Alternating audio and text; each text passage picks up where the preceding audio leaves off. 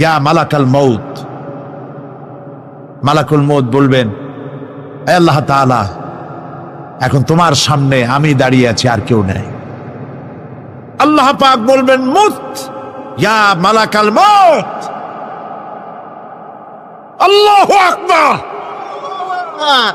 মুত ইয়া মালাকুল মউত, মরে যা, মরে যা। মালাকাল মউত মরে চলে যাবে। এরপরে আর কেউ নাই।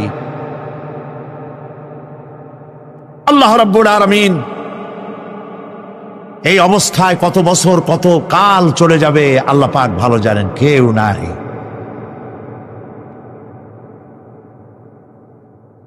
আজকের রাজত্ব কার? আল্লাহ প্রশ্ন করবেন, আজকের রাজত্ব কার? আল্লাহ পাক আওয়াজ দিবেন, বলবেন, আজকের রাজত্ব কার? কোন জবাব নাই, আকাশের নাই, জমিনের নাই, আকাশও তো নাই, কারো কোনো জবাব নাই। আল্লাহ পাক বলবেন, লিল্লাহি ওয়াহিদুল কাহ্হার। আজ একমাত্র রাজত্ব হচ্ছে পরাক্রমশালী আল্লাহ রাব্বুল আলামিনের।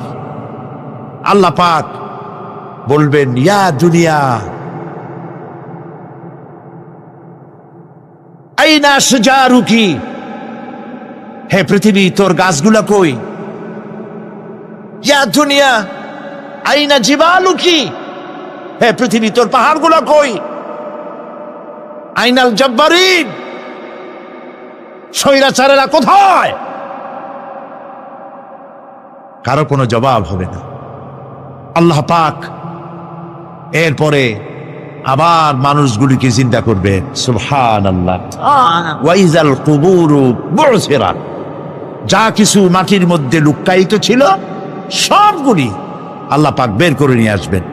হাসরের ময়দান হবে, উপস্থিত হবে সমস্ত মানুষ, কেউ পলায় থাকতে পারবে না কোথাও। কুমিরে যারে খাইছে, বাঘে যারে খেয়েছে, আগুনে যারে পোড়াইছে, পানিতে যে পচে গেছে, পোকামাকড়ে যারা খেয়েছে, কোনো পথ নাই। সবাই আল্লাহর দরবারে উঠবে, পায়ে জুতা নাই, মাথায় কাপড় নাই, পরনে কোনো কাপড় চোপড় নাই, উলঙ্গ উলঙ্গিনী। উম্মুল মুমিনিন হযরতে আয়েশা সিদ্দিকা রাদিয়াল্লাহু তাআলা আনহা, নবী করিম সাল্লাল্লাহু আলাইহি ওয়াসাল্লামের জবান মোবারকে এটা শুনে কেঁদে ফেললেন। বললেন, ইয়া রাসূলুল্লাহ, আমারও কি সেই অবস্থা হবে? তিনি বললেন, হ্যাঁ। উম্মুল মুমিনিন বললেন, ইয়া রাসূলুল্লাহ, তখন কি আমার শরম হবে না? আল্লাহর নবী বললেন, কিয়ামতের এই বিভীষিকাময় দৃশ্য দেখে মানুষ মানুষের দিকে তাকাবার কোনো হুঁশ থাকবে না।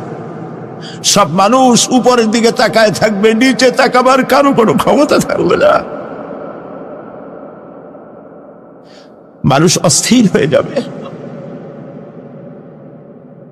সেই হাসরের ময়দান, বিচারক আল্লাহ রাব্বুল আলামিন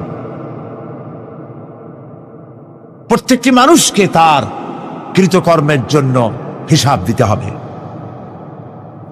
আল্লাহ রাব্বুল আলামিন বলেন, পরকালীন জীবনের ব্যবস্থাপনাটা কেমনে হবে শোনো। ইন্নাস সামআ ওয়াল বাসারা ওয়াল ফুআদা কুল্লু উলাইকা কানা আনহু মাসউলা। কিয়ামতের দিন প্রত্যেকটি মানুষকে তার শ্রবণ সম্পর্কে, তার দৃষ্টি সম্পর্কে, আর অন্তঃকরণের কল্পনা সম্পর্কে প্রত্যেকটি ব্যাপারে আল্লাহ পাক জিজ্ঞাসা করবেন। কান দিয়েছিলাম, কি শুনেছো? যা শুনছো তা আমল করেছো কিনা?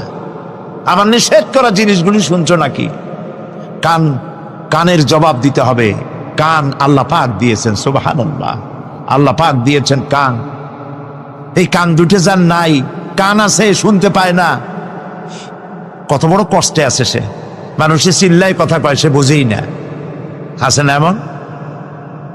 এই কানের সম্পর্কে প্রশ্ন করা হবে, শ্রবণ সম্পর্কে, দর্শন সম্পর্কে প্রশ্ন করা হবে। যা দেখতে নিষেধ করেছি সেগুলো দেখছো নাকি? এর শুকরিয়া আদায় করেছো নাকি? দুটি চোখ, এর শকর আদায় করা কি সম্ভব ভাই? আদায় করা সম্ভব? এই দুটি চোখ যদি না থাকতো আমার গর্ভধারিণী মাকে দেখতে পারতাম না। এই সুন্দর চোখ দুটি যদি আল্লাহ না দিতেন, আল্লাহর এই সুন্দর সৃষ্টি দেখা থেকে বঞ্চিত হয়ে যেতাম।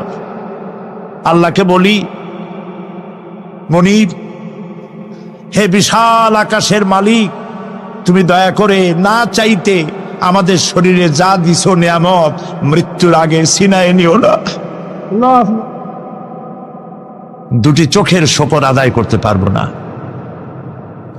চোখের মধ্যে পানি আছে, কান্নার পানি না, সব সময় চোখে পানি আছে। চোখে আমরা পলক দেই না? কত কুদরত আল্লাহ পাকে। এই পৃথিবীতে দিনে রাতে অসংখ্য পলুয়েশন, রোগ জীবাণু সমানে উঠতেছে। এখন যদি মাইক্রোস্কোপ যন্ত্র এখানে থাকতো তাহলে দেখতেন এই পরিবেশটা কত দূষিত, কত পলুয়েশন, কত জার। এগুলি নাকের মধ্য দিয়ে পেটে যাচ্ছে, চোখের মধ্যে ঢুকতেছে ক্রমাগত। চোখের ভিতরে ধুলাবালি ঢুকবে, আর পরিষ্কারের কোনো ব্যবস্থা যদি না করা হয় চোখের দৃষ্টি নষ্ট হয়ে যেতে পারে। এই জন্য আল্লাহ রাব্বুল আলামিন চোখের ভিতরে মেডিসিন রূপী এক প্রকারের পানি রেখেছেন, আর অটোমেটিক চোখের পাতা ওঠা নামা করে প্রতি মুহূর্তে চোখকে ক্লিন করে দিতেছে। এই চোখ সম্পর্কে আল্লাহ রাব্বুল আলামিন প্রশ্ন করবেন, অন্তঃকরণ সম্পর্কে প্রশ্ন করবেন। জবাব দেওয়া সেদিন বড়ই কঠিন হয়ে যাবে। এই জন্য আল্লাহ রাব্বুল আলামিন দুনিয়াবাসীকে সতর্ক করে দিচ্ছেন। তিনি আরো বলছেন, ওয়ালাকাদ খালাকনাল ইনসানা ওয়া না'লামু মা তুওয়াসবিসু বিহি নাফসু ওয়া নাহনু আকরাবু ইলাইহি মিন হাবলিল ওয়ারিদ। মানুষ সৃষ্টি করেছি আমি, তার অন্তঃকরণে কি চিন্তা হয়, কি কল্পনা হয় তাও জানি আমি। আর আমি আমার বান্দার যেই সাহারাগের উপরে মাথাটা খাড়া আছে বিজ্ঞানীরা খুঁজে পাচ্ছে, আল্লাহ পাক মানুষের গলায় একটা টেপ রেকর্ডার লাগাই দিয়েছেন। সুবহানাল্লাহ বলেন। সেই টেপ রেকর্ড আমার এই যে বক্তৃতা ভিডিওতে ধারণ করা হচ্ছে, টেপে ধারণ করা হচ্ছে। এই বুদ্ধিগুলি কে দিছে? আরে ভাই কথা বলবেন তো আল্লাহর নাম জোরে না। এই বুদ্ধি কে দিয়েছেন? যে আল্লাহ বুদ্ধি দিয়ে আপনার আমার কথা রেকর্ড করাইতে পারে, সে আল্লাহ পাক আপনাদের আমার সাথে অদৃশ্য একটি টেপ রেকর্ড গলার মধ্যে ঝুলায় রাখছেন। এটা বিশ্বাস করবেন না? আব্দুল মুত্তালিব নবী করিম সাল্লাল্লাহু আলাইহি ওয়াসাল্লামের কি হয়? দাদা। উনি দেখা করতে চাইলেন আব্রাহার সাথে। আব্রাহা পারমিশন দিলেন, তিনি ঢুকলেন। তাকে বসতে সম্মানের জায়গা দেওয়া হলো। কুরাইশদের নেতা তিনি। আব্রাহা বললেন, বলেন আপনি কি বলবেন? আব্দুল মুত্তালিব বললেন, আমি জানতে পেরেছি যে তোমার সৈন্যরা আমার জনগণের এবং আমার উট, দুম্বা, ভেড়া সমানে দখল করতেছে, জবাই করতেছে আর পাইকারি ধরে খাইতেছে। এগুলি সব ধরে নিয়ে আসছে। আমি তোমার কাছে এটা বলতে আসছি, তোমার সৈন্যদেরকে বলো আমাদের উট টুট যা ধরছে, ছাগল ভেড়া সব যেন ছেড়ে দেয়।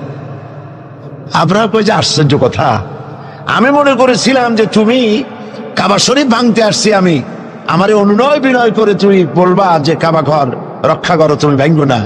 তা না কই তুমি তোমার গরু ছাগল উঠ বেড়ান, তোমার কাছে কি কাবার চাইতে উঠ বেড়া ছাগলের দাম বেশি? আব্দুল মুত্তালিব বললেন যে মোটেই না, ওইটার মূল্য আমাদের কাছে অনেক বেশি। তবে আমি ওইটার মালিক না, আমি উঠ ছাগল ভেড়ার মালিক, সেইটা আমি ছাড়াই নিতে আসছি। আর ঘরটা যার, আমি ওই ঘর ধরে বলে আসছি, হে ঘরের মালিক, তুমি তোমার ঘর থেকে ঘরকে ঠেকাও। আল্লাহ পাক তখন ঘর ঠেকাই দিছিলেন, কারণ এই ঘর ঠেকাবার মতো কোনো লোক তখন ছিল না। বাইতুল মুকাদ্দাস যখন আক্রান্ত হয়, বাইতুল মুকাদ্দাস যখন ইহুদরা আক্রমণ করে, তখন এই পৃথিবীতে 70 কোটি মুসলমান ছিল। যেই পৃথিবীতে 70 কোটি মুসলমান বাস করে, সেই মুসলমানেরা যদি তাদের কেবলায় উড়া ইহুদিরা দখল করে নেয়, তা ঠেকাবার দায় দায়িত্ব তাদের মধ্যে সেন্স অফ প্রেস্টিজ যদি ইস্যু না হয়, সর্দি গর্মি না হয়, এটা ঠেকাবার দায়িত্ব আল্লাহর নাই।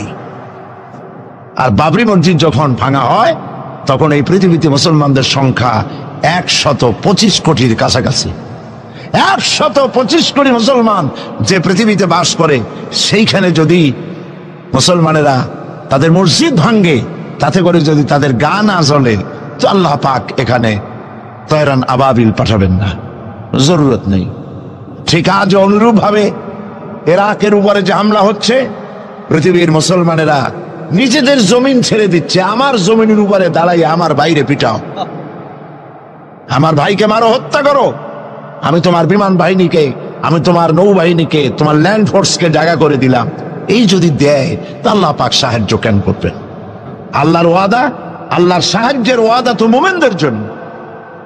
ওয়া কানা হাক্কান আলাইনা নাসরুল মুমিনিন, মুমিনদেরকে সাহায্য করা আমি আল্লাহর জন্য ওয়াজিব।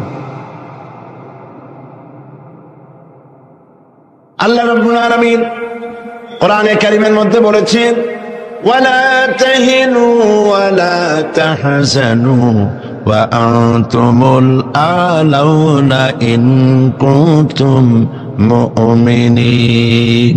কোনো ভয় নাই, কোনো চিন্তা নাই, যদি মুমিন হও আমি আল্লাহ তোমাদেরকে বিজয় দান করব। ইজা ফাতাশ শারত ফাতাল মাশরুত।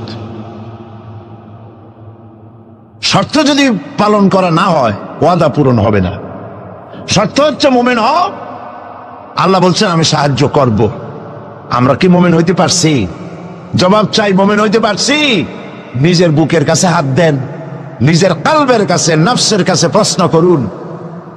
আল্লাহ যে মুসলমান চান, রসুল যে মুসলমান চান, যে কোয়ালিটির, আমি কি সেই কোয়ালিটি, সেই রিকোয়ারমেন্ট আমি কি ফুলফিল করতে পেরেছি? মন থেকে একটা নেগেটিভ জবাব আসবে, মন বলবে না এখনো হইতে পারো নাই। দাড়ি, টুপি, জামা, হজ, নামাজ হয়তো সবই ঠিক আছে, নামাজ পড়তে পড়তে হয়তো কপালে দাগও লেগেছে, কিন্তু মুমিন হওয়ার জন্য যেটা প্রয়োজন ছিল সেটা এখনো হয় নাই। এই জন্য আমি মাঝে মধ্যে দুঃখ করে বলি, মরা মানুষ তো জিন্দা হইতে পারে না, ঠিক কিনা? কিন্তু কোন মরা মানুষ যদি জিন্দা হইতে পারতেন, এমন কোন সিস্টেম যদি থাকতো, আর একজন সাহাবী যদি জিন্দা হতে পারতেন, আর আমাদেরকে যদি দেখতেন, আমাদের আমালগুলি যদি দেখতেন, চিৎকার দিয়ে বলতেন আল্লাহর কসম, মুহাম্মদ সাল্লাল্লাহু আলাইহি ওয়াসাল্লাম রক্ত দিয়ে, সাহাবায়ে কেরাম জীবন দিয়ে যে মুসলমান তৈরি করে গেছিলেন, এরা সেই মুসলমান না। আমাদের ইসলাম শুধু মসজিদের মধ্যে, আমরা যে মুসলমান তার পরিচয় শুধু মসজিদের মধ্যে। মসজিদ থেকে বেরিয়ে যাওয়ার পর আমার আচরণ আর হিন্দুর আচরণ আর খ্রিস্টানের আচরণের মধ্যে, ইহুদির আচরণের মধ্যে কোনো পার্থক্য আছে কি? বরং আমি তো আরো বাড়িয়ে বলবো, এক ধাপ এগিয়ে। এই পৃথিবীতে যদি চ্যালেঞ্জ হয়, কম্পিটিশন হয়, পৃথিবীতে সব থেকে বেশি মিথ্যে কথা কারা বলে? জবাব রূঢ় হলো বাস্তব,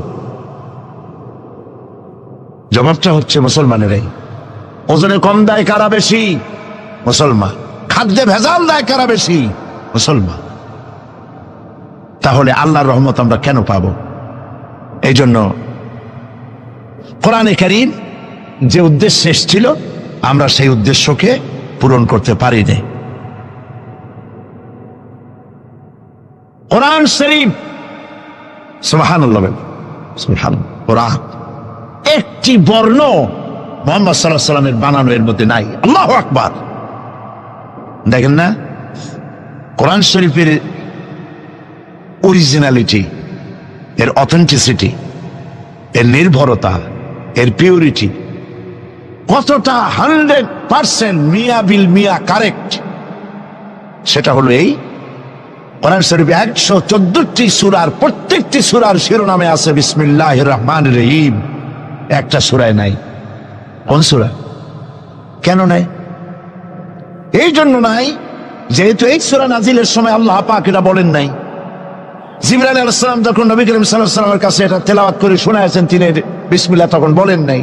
নবী করিম সাল্লাল্লাহু আলাইহি ওয়াসাল্লাম যখন সাহাবায়ে কিরামকে লিখতে বলেছেন, কাতেবে ওহী যারা ছিলেন, তখন তিনি এই সূরার প্রথমে বিসমিল্লাহ বলেন নাই, তাই বিসমিল্লাহ এখানে লেখা হয় নাই। তার মানে হচ্ছে কোরআন শরীফ বিন্যাস করা, এর শব্দ বিন্যাস, সূরা বিন্যাস, এর সবকিছুকে বিন্যস্ত করার দায়িত্ব ছিল আল্লাহ পাকের। সুবহানাল্লাহ।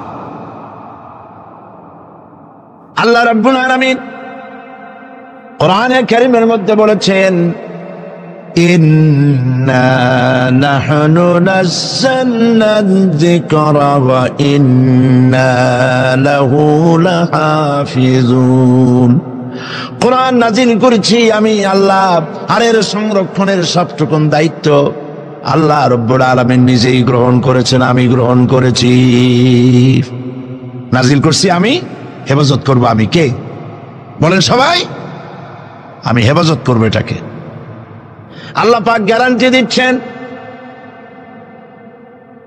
ওয়ালাউ তাকাওয়ালা আলাইনা বা'দাল আকাবিল।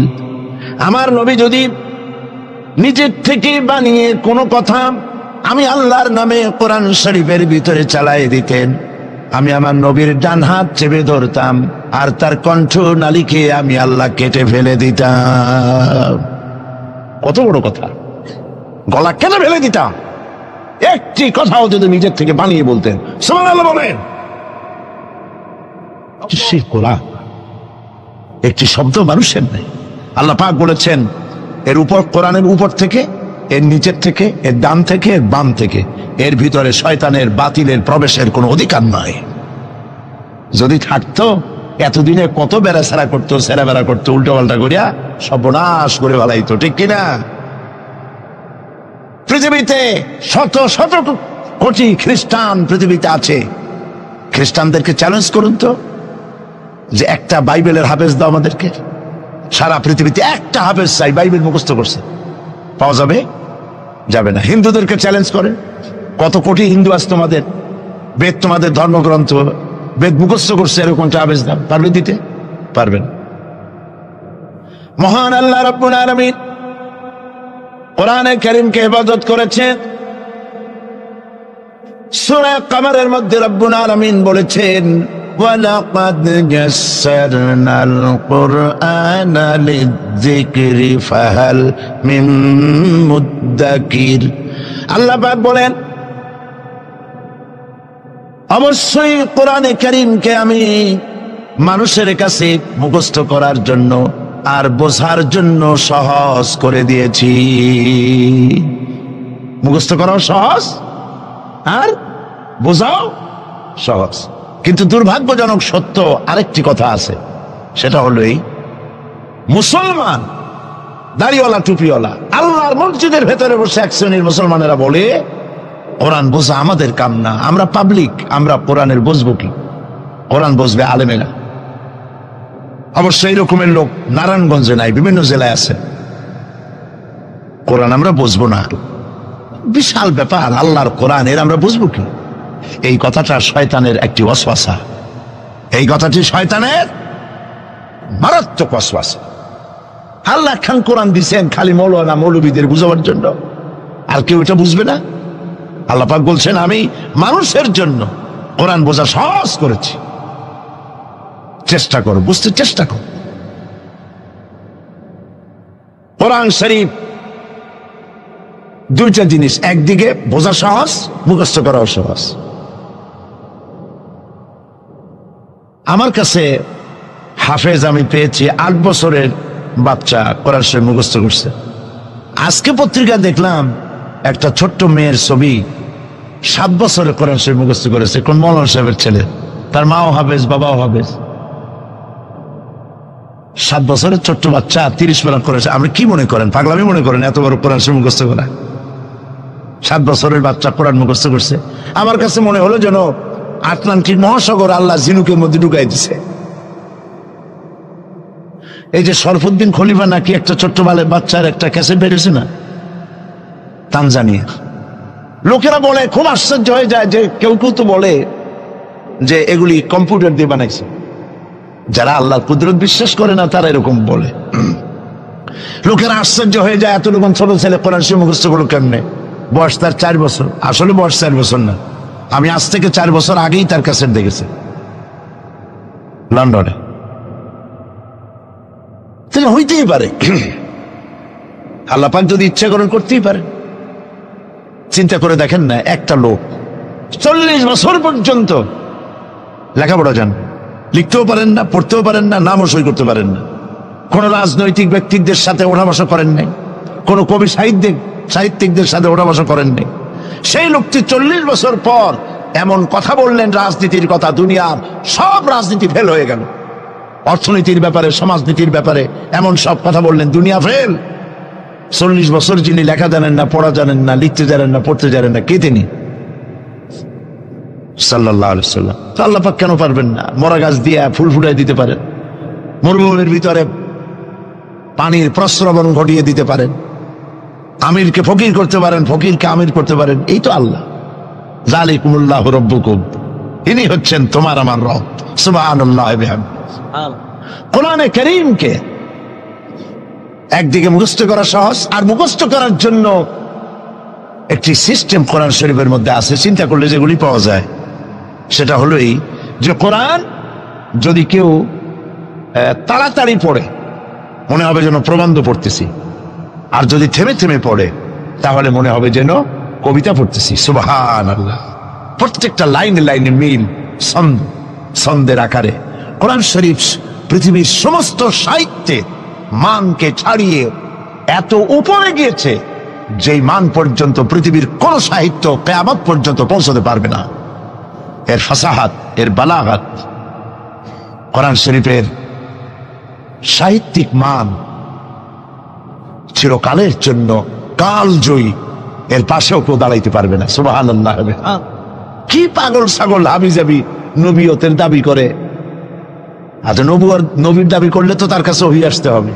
এই যে ছাগল পাগল যেগুলা নবীর দাবি করলো, নবী করিম সাল্লাল্লাহু আলাইহি ওয়াসাল্লাম ইন্তেকালের পরে 30 জন মিথ্যাবাদী নবুয়তের দাবি করবে, ঠিক না? তো নবী হইতে হইলে 3টা শর্ত লাগে। একটা হলো ওহী আসতে হবে, মুজিজা থাকতে হবে, আর চরিত্র। নবীর কপালে লেখা থাকে না যে উনি নবী, বুকের উপরেও লেখা থাকে না যে ইনি নবী। চরিত্র দিয়েই প্রমাণ হয় ইনি কোনো সাধারণ মানুষ নন, ইনি আল্লাহর নবী। সুবহানাল্লাহ। তাই তো হযরতে নবী করিম সাল্লাল্লাহু আলাইহি ওয়াসাল্লাম যখন হযরত খাদিজা রাদিয়াল্লাহু তাআলা আনহার কাছে যখন দ্বীনের দাওয়াত দিলেন, কালেমার দাওয়াত দিলেন, 1 সেকেন্ডও তিনি দেরি করেন নাই।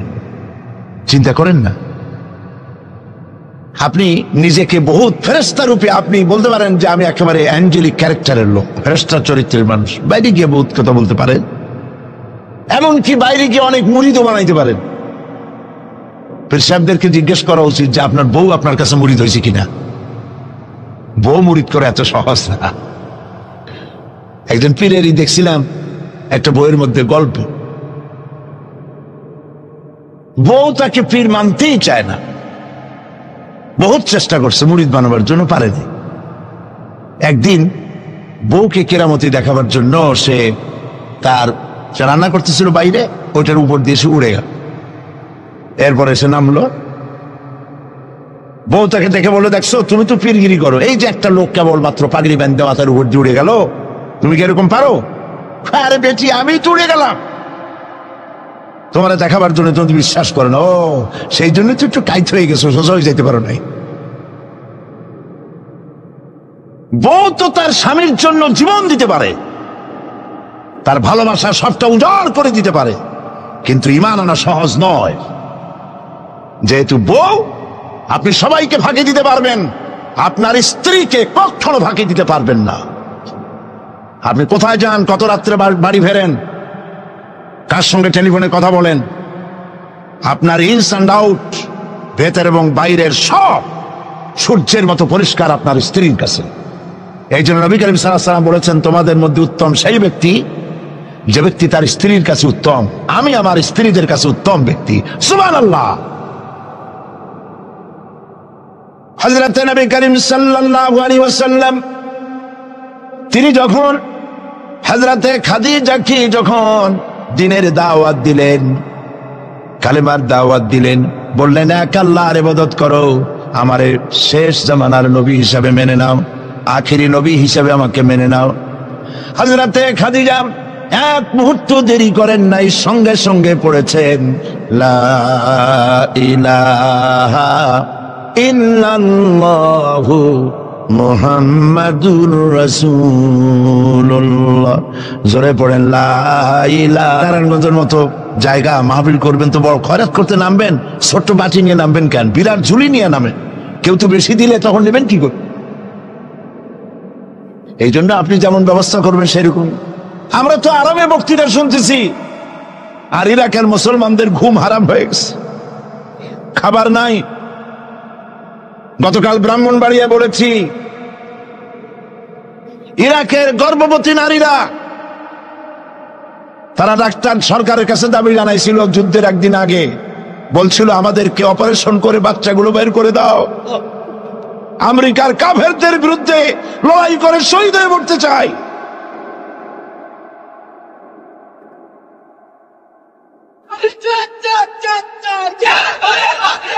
আমরা কিচ্ছু করতে পারবো না, কিন্তু দোয়া করতে পারবো। কি করতে পারবো? তবে দোয়া কবুল হোক আর না হোক এই নিয়ে তাড়াহুড়ো করবেন না। অনেকে মনে করে দোয়া তো করছিলাম, আফগানের জন্য হয়েছে কি? এই জাতীয় কথা বলা ইমানের বিপরীত, ইমানের খেলাফ। আপনার দোয়া কবুল করতে আল্লাহ বাধ্য নন। ফাআলুল লিমা ইউরিদ, যা খুশি তাই করেন। সুবহানাল্লাহ বলো। এই দোয়া যে করি, এই দোয়া কবুল আজ হবে, কাল হবে, অথবা 5 বছর 10 বছর পরে হবে, অথবা কবুল যদি না হয়, শাহনশাহ রব্বুল আলামিনের দরবারে দোয়া করা হয়েছে, এজন্য আল্লাহ পাক কিয়ামতে মর্যাদা বৃদ্ধি করে দিবেন। দোয়া করতেই হবে, দোয়া ছাড়া পথ নাই। কাজে বসবেন, হাঁটাহাঁটি করা ঠিক না। হযরতে খাদিজাতুল কুবরা রাদিয়াল্লাহু তাআলা আনহা ঈমান এনে কালেমা পড়ে বললেন কি জানেন? বললেন আবাল কাসেম, হে কাসেমের পিতা, হে কাসেমের পিতা, আমি বিগত 15টি বছর আপনার সাথে ছিলাম স্ত্রী হিসেবে। আমি আপনার মধ্যে যে আচরণ দেখেছি, যে আখলাক দেখেছি, এটা কোনো সাধারণ মানুষের হতে পারে না। আপনি অবশ্যই আল্লাহর নবী, বিন্দুমাত্র সন্দেহ আমার নাই। সুবহানাল্লাহ। প্রিয় ভাই সব, সেই নবীদের জন্য 3টি শর্তের কথা বলেছিলাম। একটা হলো ওহী, একটা মুজিজা, একটা উন্নত মানের চরিত্র। ওহী ছাড়া নবী হওয়া যায় না। এই কোরআন সর্বশেষ ওহী মুহাম্মদ সাল্লাল্লাহু আলাইহি ওয়াসাল্লামের পরে। এরপরে আল্লাহর কোন ওহী আসবে না, একটা শব্দ আসবে না পৃথিবীর মানুষের জন্য। কমপ্লিট করে দেওয়া হয়েছে। আল ইয়াউমা আকমালতু লাকুম দীনাকুম ওয়া আতমামতু আলাইকুম নি'মাতি ওয়া রাদিতু লাকুমুল ইসলাম দীনা। এটাকে কমপ্লিট করা হয়েছে আল্লাহর পক্ষ থেকে। পৃথিবীর মানুষের জন্য আর একটি শব্দ প্রয়োজন নাই। বিজ্ঞানের আবিষ্কার যত বাড়ুক, কোরআন শরীফের কিচ্ছু তাতে আসে যায় না। যদি কোন আহাম্মক বলে যে বর্তমান হলো বিজ্ঞানের যুগ, কোরআন নাজিল হয়েছে কত বছর আগে? 1400 বছর আগে কোরআন নাজিল হয়েছে। সেই যুগের কোরআন আর এখন মডার্ন যুগ, এখন কি এগুলি চলে? আরে বাবা, তোমার বিজ্ঞান ফেলের সামনে। বিজ্ঞানের থিওরি হচ্ছে, বিজ্ঞানের একটি থিওরি এই যে বিজ্ঞানের কোন থিওরি ফাইনাল নয়। আজকে এক বিজ্ঞানী এক কথা বলে, কালকে আরেকজন আরেক কথা বলে। একদিন তো ডারউইন বলেছে এই মানুষগুলো মানুষ না, সবগুলা বান্দর। ও নিজেও বান্দর। বান্দর কেন? মানুষের নাকি দেখা যায় বান্দরের মতো। আচ্ছা বলেন, বান্দর আমার মামু হয়, শিম্পাজি আমার নানা, ওরাং ওটাং দাদা, এই বলে এর মধ্যে কোনো গৌরব আছে? এর মধ্যে কোনো গৌরব আছে? কোনো গৌরব নাই। ডারউইনের গোষ্ঠী বান্দরের গোষ্ঠী হইতে পারে, কিন্তু আমরা বান্দরের গোষ্ঠী না। আমরা আসছি আদম থেকে, আদম আসছে মাটি থেকে। সুবহানাল্লাহ। ওই সময় সে বলছিল, আমি চিন্তা করছি যে কয় বোতল খাইয়া এরকম লিখতে পারে। ওই সময় সে বলছে মানুষ বান্দর জাতি। এরপরে যারা পৃথিবীতে বিজ্ঞানী, তার সমকালীনের পরপরই যারা এসছে, তারা রিসার্চ করে বলেছে এই ডারউইনের এই কথা হলো একটা বান্দরামি, এটা ঠিক না। কারণ মানুষ যদি বান্দরের জাত হয়, তাহলে বান্দর তো পৃথিবী থেকে বিলুপ্ত হয় নাই, এখনো পৃথিবীতে বহুত বান্দর আছে। এই বান্দর গুলা, আমরা তো একটা বান্দর এরকম দেখলাম না যে কোমর পর্যন্ত মানুষের মতো হয়ে গেছে। আরো কিছু ভালো করে খাওয়াইলে তাড়াতাড়ি করে মানুষ হয়ে যাবে, অর্ধেক মানুষের মতো হয়েছে, 12 মানুষের মতো হয়েছে, অথবা মানুষ এই মাত্র হয়ে গেল বান্দর থেকে লেস কজে গেছে। এরকম হয়েছে কোথাও? কোন জিনিসের সাথে কোন জিনিসের সিমিলারিটি থাকলে এইটা ওইটার বংশের, এটা কি করে বলা যায়? তো এরকম বলেছে কেন তারা? মন যা বলেছে তাই বলেছে। ইন হুয়া ইল্লা ওয়াহয়ুন ইউহা। আল্লাহ পাক বলছেন, নবী যা বলেন, কোরআনের নামে যা বলেন সব ওহী। তিনি নফস এবং প্রবৃত্তিকে অনুসরণ করে কোনো কথা বলেন না, আমি যা বলতে বলি তাই বলেন। সুবহানাল্লাহ। সুতরাং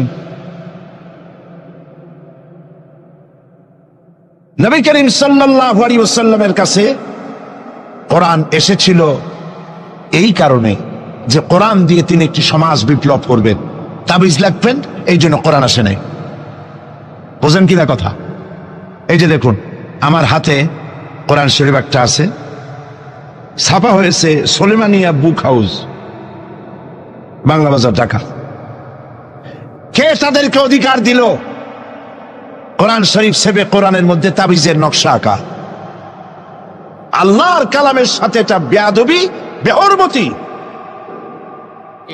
এই জাতীয় কোরআন শরীফ বাজারে পাইলে আপনারা কিনবেন না।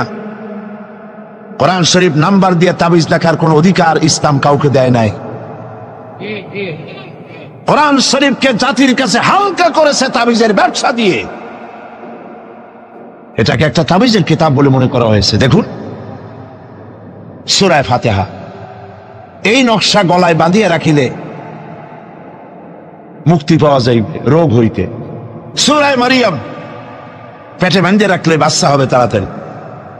সূরা ইউসুফ, এই নকশা গলার সাথে ঝুলায় রাখলে বিয়ে হবে তাড়াতাড়ি, কাঙ্ক্ষিত প্রেমিকাকে পাওয়া যাবে। এই জাতীয় আল্লাহর কালামের সাথে তামসা করেছে এরা, নাউজুবিল্লাহ বলে। তাবিজগুলো কি? কতগুলো দাগ দেওয়া, আর তার মধ্যে 573, 6072, 286, 1382 হারাম। আপনি 786 10 লক্ষ বার যদি দেখেন, একবার বিসমিল্লাহর সমান হবে না। ইমানকে সাফ করতে হবে। কোরআন শরীফ তাবিজ দেখার জন্য আসে নাই। নবী করিম সাল্লাল্লাহু আলাইহি ওয়াসাল্লাম তাবিজ লেখেন নাই, অনুমতি দেন নাই। সাহাবায়ে কেরামের একজন সাহাবীও তাবিজ লেখেন নাই। ঝাড় ফুকের ব্যাপারে ইসলাম অনুমতি দিয়েছে। নবী করিম সাল্লাল্লাহু আলাইহি ওয়াসাল্লাম নিজে ঝাড় ফুক করেছেন, সাহাবায়ে কেরাম করেছেন। তাবিজ লিখে লিখে ধান্দাবাজি কারে কয়? বলে যে টিউবওয়েলের পানি, কুয়ার পানি, খালার পানি, বেড়ের পানি, ড্রেনের পানি, পুকুরের পানি, নদীর পানি, 7 জায়গা দিয়ে পানি আনবা। জাফরানের কালি, তারপরে কালিজিরার ছাতু, এইগুলো মিশাইয়া এরপরে দাগ দাগ দিয়ে তাবিজ লিখলো।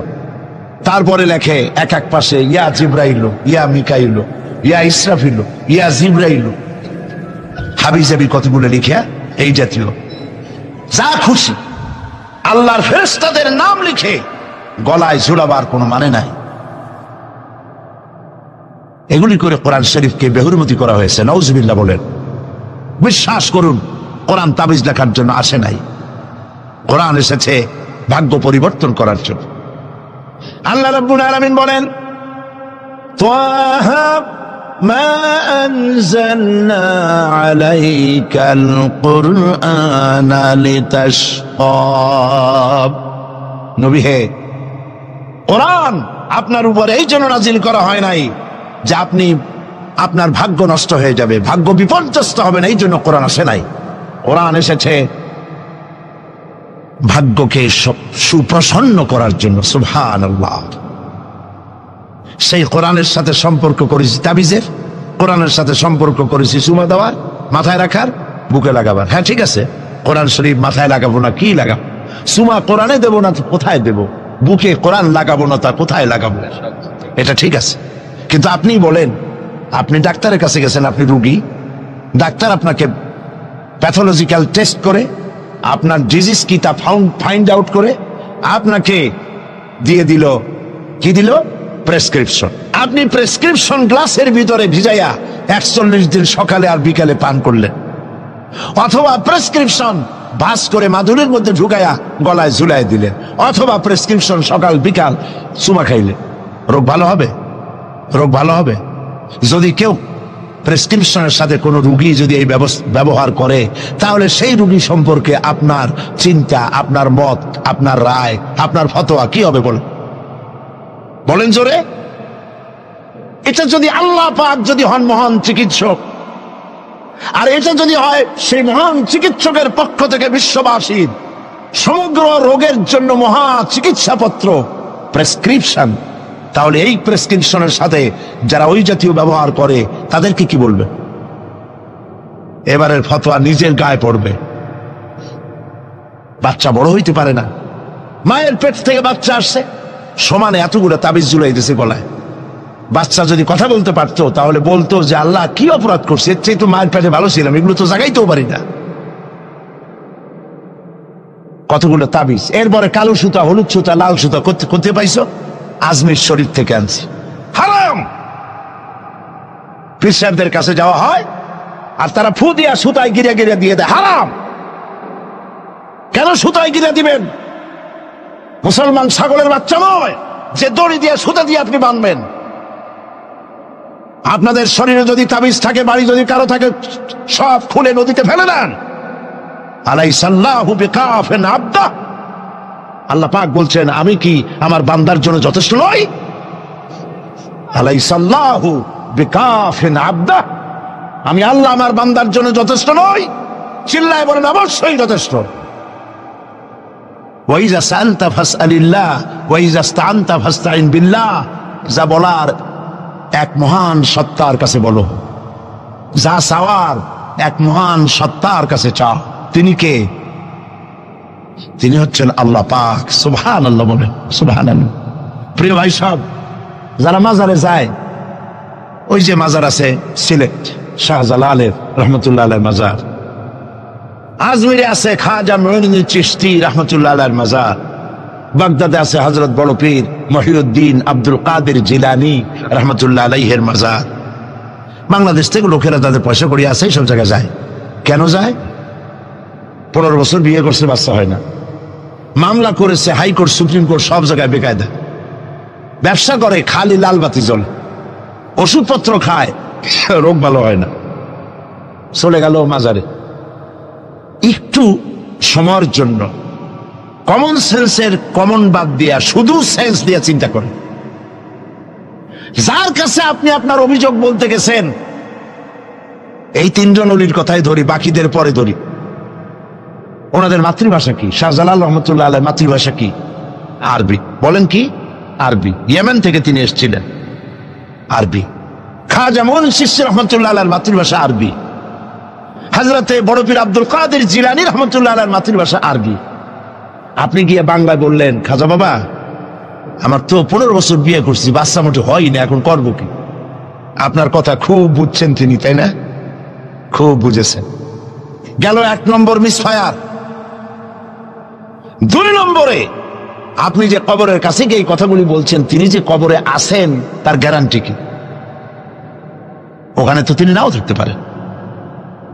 সাধারণ এমপি মন্ত্রী কোন জেলায় যদি যায়, সরকারের মেহমানখানা আছে, নাম কি?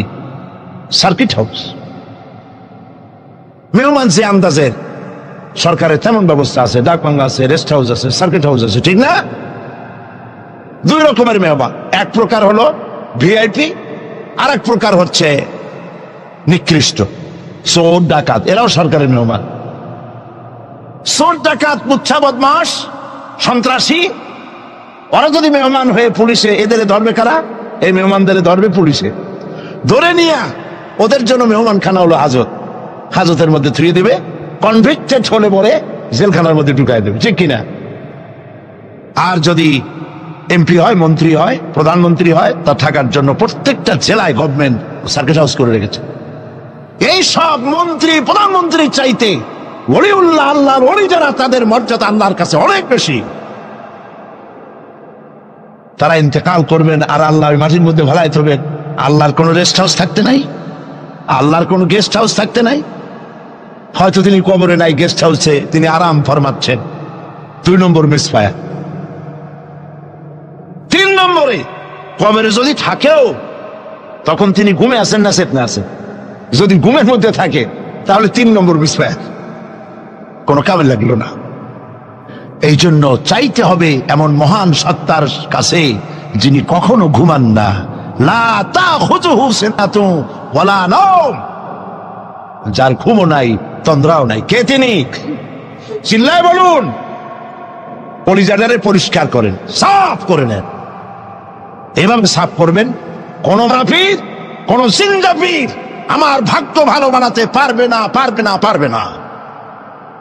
কোন মরাফির, কোন জিন্দা ফু দিয়া আমার ভাগ্যকে বিনষ্ট করে দিতে পারবে না।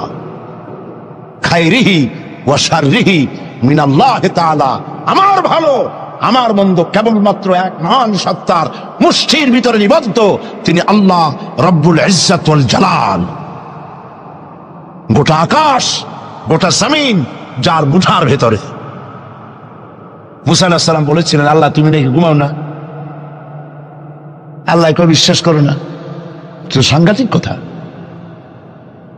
এইভাবে ইব্রাহিম আলাইহিস সালাম আল্লাহরে বলছিলেন,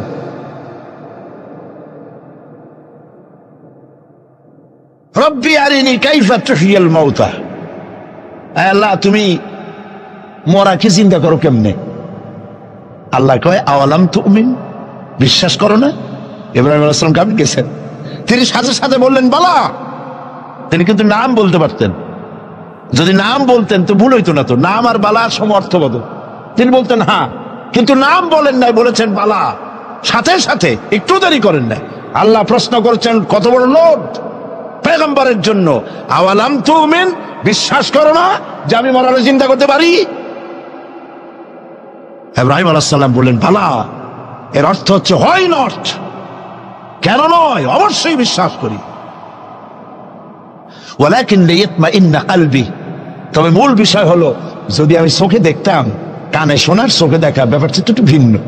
আল্লাহ বলেন বিশ্বাস যখন করছো, মরারে কেমনে চিন্তা করি আমি তোমারে দেখাবো। সুবহানাল্লাহ, এই কোরআন শরীফের মধ্যে আল্লাহ বলেছেন। মুসা আলাইহিস সালাম বলছেন আল্লাহ তুমি নাকি ঘুমাও না, আল্লাহকে বিশ্বাস করো না। কয় আল্লাহ বিশ্বাস করো, তবে বুঝি না জিনিসটা। মুসা আলাইহিস সালাম ভয় পেয়ে গেলেন। আল্লাহ রাব্বুল আলামিন বলেন ভয়ের কোনো কারণ নাই। এটি একটি উদাহরণের জন্য আমি তোমাকে গ্লাস নিয়ে দাঁড়িয়ে থাকতে বলেছিলাম। একটা গ্লাস হাতে নিয়ে কয়েকটা সেকেন্ড বা একটা মিনিটও দাঁড়াইতে পারলা না, হাতের থেকে ঘুমের কারণে ভেঙ্গে চুরমার হয়ে গেল। তোমার রব, তোমার আল্লাহ হাতের মুঠার ভিতরে সপ্ত আসমান জমিন কুল কায়নাত, এর কন্ট্রোলিং সিস্টেম, এর ট্রাফিক সিস্টেম সবকিছু আল্লাহ রব্বুল আলামিন কন্ট্রোল করেন। তোমার আল্লাহ যদি ঘুমায় যায় সব শেষ হয়ে যাবে। লা তাখুযুহু সিনাতুন ওয়ালা নাওম, তার ঘুমও নাই তন্দ্রাও নাই। আর তাছাড়া মাখলুক, তার যে আদত, খালেকের সে আদত হতে পারে না। সৃষ্টি, তার বউ হয়, বাচ্চা হয়, ঘুমায়। লা তাখুযুহু সিনাতুন ওয়ালা নাওম, তার ঘুমও নাই তন্দ্রাও নাই। আর তাছাড়া মাখলুক, তার যে আদত, খালেকের সে আদত হতে পারে না। সৃষ্টি, তার বউ হয়, বাচ্চা হয়, ঘুমায়, খায়, পেশাব পায়খানা লাগে। মাখলুক খালেকেরও যদি তাই হয় তাহলে তিনি মাখলুকের মতোই হয়ে গেলেন, খালেকের মর্যাদা রইল না। কাজী সৌভাগ্য রজনী শাবান মাসের মধ্য রজনী নয়, বরং মুসলমানদের জন্য প্রত্যেকটা রাত সৌভাগ্য রজনী হতে পারে। হাদিস, প্রত্যেক রাতের শেষ রাতে আল্লাহ রাব্বুল আলামিন প্রথম আকাশে আসেন। সুবহানাল্লাহ বলুন। প্রথম আকাশে এসে আল্লাহ রাব্বুল আলামিন ডাকতে থাকেন, ও পৃথিবীর মানুষেরা, আমার বান্দারা, কারা আছো গুনাহ করে করে জীবনটারে বরবাদ করে দিয়েছো, হতাশ হয়ে গিয়েছো, আমাকে বলো আমার কাছে কান্দো, জীবনের গুনাহ মাফ করে দেব। নবীজি বলেছেন, শরমে পড়ে অনুতপ্ত হয়ে কেউ যদি রব্বুল আলামিনের কাছে চোখের পানি ফেলে গুনাহ মাফের জন্য কাঁদতে থাকে, চোখের পানি নাকের অর্ধেক আসতে না আসতে আল্লাহ রব্বুল আলামিন বান্দার গুনাহ মাফ করে দে। জাহান্নামের আগুন প্রশান্ত মহাসাগর, আটলান্টিক মহাসাগর সহ 7টি মহাসাগরের পানি যদি ঢেলে দেওয়া হয়, জাহান্নামের 1 ইঞ্চি আগুন নিভাইতে পারবে না। কিন্তু চোখের অনুতপ্ত অনুশোচনা দুফোঁটা অশ্রু জাহান্নামের আগুন নিভাই দিতে পারে। কান্দো, কান্দার চাইতে বড় জিনিস নাই। ফালিয়াদহাকু কালিলাও ওয়ালিয়াবকু কাসীরা, বেশি করে কান্দো, কম করে হাসো। আমরা কোনটা করি? আরে সবটা উল্টা করি। হিসাব করেন তো, এটা ইংরেজি কি মাস, বাংলা আরবি কি মাস? মুহররম। এটা আরবি কি মাস? মুহররম। গত বছরের মুহররম থেকে এই বছর মুহররম পর্যন্ত গুনার কে বলেন? প্রথম আকাশে সে প্রত্যেক রাত্রে রব্বুল আলামিন ডাকতে থাকেন, আমাকে বলো, আমি রোগ ভালো করে দেব। রুজি কামাইতে পারো না, অনাটনে জীবন যায়, বউরে বাচ্চারে খাওয়াইতে পারো না, আমারে বলো। এভাবে আল্লাহ পাক ডাকতে থাকেন। সময় মতো যারা গভীর রজনীতে উজু করে তাহাজ্জুদের নামাজ আদায় করে রব্বুল আলামিনের দরবারে কান্দে, আল্লাহ রব্বুল আলামিন তখন ফেরেশতাদের জিজ্ঞেস করেন, ফেরেশতারা, পৃথিবীর মানব গোষ্ঠী ঘুমিয়ে আছে, এই যে মানুষগুলি দেখা যায় আরামের ঘুম হারাম করে কি যেন বলে আর কান্দে কান্দে কেন বল? ফেরেশতারা বলে, রব্বুল আলামিন তুমি তো জানো। আল্লাহ বলেন, জানি, তারপরেও তোমাদের মুখে শুনতে চাই। ফেরেশতারা বলে, রব্বুল আলামিন তোমার বান্দা গুনাহ করেছে, গুনাহ দিয়া জীবন নষ্ট করে ফেলেছি, বুঝতে পেরেছে জাহান্নাম ছাড়া কোনো পথ নাই, তারা গুনাহ মাপ চায়, জাহান্নাম থেকে বাঁচতে চায়, জান্নাতে যেতে চায়। একটা একটা করে সব তারা বলে। আল্লাহ পাক জিজ্ঞেস করেন, আমার ফেরেশতারা, আমার এই বান্দাগুলি কি আমার দোজখ দেখেছে? ফেরেশতারা বলে, না, দেখে নাই। আমার জান্নাত কি দেখেছে? না, দেখে নাই। আমারে কি দেখছে? না, দেখে নাই। রব্বুল আলামিন বলেন, ফেরেশতারা শোনো, আমার এই বান্দাগুলি আমারে দেখে নাই, আমার বেহেশত দেখে নাই, দোজখ দেখে নাই, শুধুমাত্র কোরআনের কথা, নবীর কথা বিশ্বাস করে আরামের ঘুমকে হারাম করে আমার কাছে যেভাবে কাঁদতেছে, ও আমার ফেরেশতারা, আমার জালাল ও ইজ্জতের কসম, আমার রহমতের দরিয়ায় জোশ লেগে গেছে। শুনে রাখো ফেরেশতারা, এই ক্রন্দনরত বান্দাগুলিরে আমি আল্লাহ মাফ করে দিলাম। হতে পারে প্রত্যেকটি রাত আপনার আমার জন্য লাইলাতুল বারাত, লাইলাতুল কদর। ভাগ্য নিজেকে তৈরি করতে হবে। বিশ্বকবি আল্লামা ইকবাল বলেছেন, খুদি কো কর ইতনা বুলন্দ कि हर तकदीर लिखने के पहले खुदा पूछे बंदा को बता तेरी रजा क्या है। নিজের ব্যক্তিত্ব, পার্সোনালিটি, শখসিয়তের প্রস্ফুটন এমন ভাবে ঘটাও আল্লাহর কাছে, যাতে আল্লাহই জিজ্ঞেস করে, বান্দা তুই বল তোর ভাগ্যটা আমি কিভাবে লিখবো। সুবহানাল্লাহ। আল্লামা ইকবালের শেরগুলো যখন আমি আল্লামা ইকবালের খুবই ভক্ত, আমার কাছে মনে হয় তার প্রত্যেকটি শের, প্রত্যেকটি কবিতার লাইন কোরআন শরীফের তাফসীরের বিমূর্ত প্রতীক হয়ে বেরিয়েছে। দাড়ি কামানো মানুষ, কতগুলো মোষ, কেমনে পারলে? আমি মাঝে মধ্যে খুব বিস্ময় বোধ করছি, কিভাবে এই ধরনের একজন লোক প্রত্যেকটি কথা কোরআনের তাফসীর হয়ে বেরোলো কেমনে? কোরআন রে আপনি বুঝলেন কেমনে? আমি অক্সফোর্ড ইউনিভার্সিটিতে প্রোগ্রাম করেছি। অক্সফোর্ড ইউনিভার্সিটিতে আল্লামা ইকবাল যেখানে পড়াশোনা করতেন, যে রুমে থাকতেন, রিসার্চ করতেন, শিক্ষকরা আমাকে সেটা দেখিয়েছে। পৃথিবীর বড় বড় নাম করা ব্যক্তিরা সেখান থেকে অক্সফোর্ডে পড়াশোনা করেছে, লেখাপড়া করলেন অক্সফোর্ডে। পাশ্চাত্যে, অথচ পাশ্চাত্য তারে গিনতে পারল না। তিনি খোদাদ্রোহী হলেন না, তিনি ইসলামের দুশমন হলেন না। তার কথাগুলি কোরআনের ব্যাখ্যা হয়ে বেরোলো ব্যাপারটিকে পড়তে পড়তে একবার আমার চোখের সামনে রহস্য উদ্ঘাটিত হল তার এক কবিতার মধ্য দিয়ে। আল্লামা ইকবাল এক জায়গায় লিখেছেন, खीरा न कर सिका मगरिब की दाओ दानिश, खीरा न कर सिका मगरिब की दाओ दानिश, सुरमा था आग का मेरा खाके मदीना।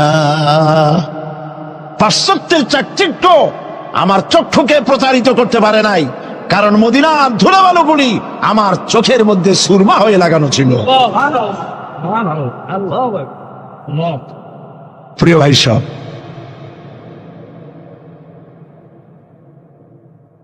ব্যক্তিত্ব এমন তৈরি করতে হবে আল্লাহর দরবারে, আল্লাহ ছাড়া কিছু নেই। এই কলজার ভিতরে আল্লাহ এবং রসুলের মহব্বত ছাড়া সব মহব্বতকে উৎখাত করে দিন। বিবির মহব্বত, বাচ্চার মহব্বত, পৃথিবীর মহব্বত, সব মহব্বতকে এর উপরে স্থান দিতে হবে আল্লাহ এবং রসুল। তাহলেই সঠিক মুসলমান হতে পারবো। আর এইরকম মুসলমান 130 কোটির দরকার নাই, 313 জন যথেষ্ট।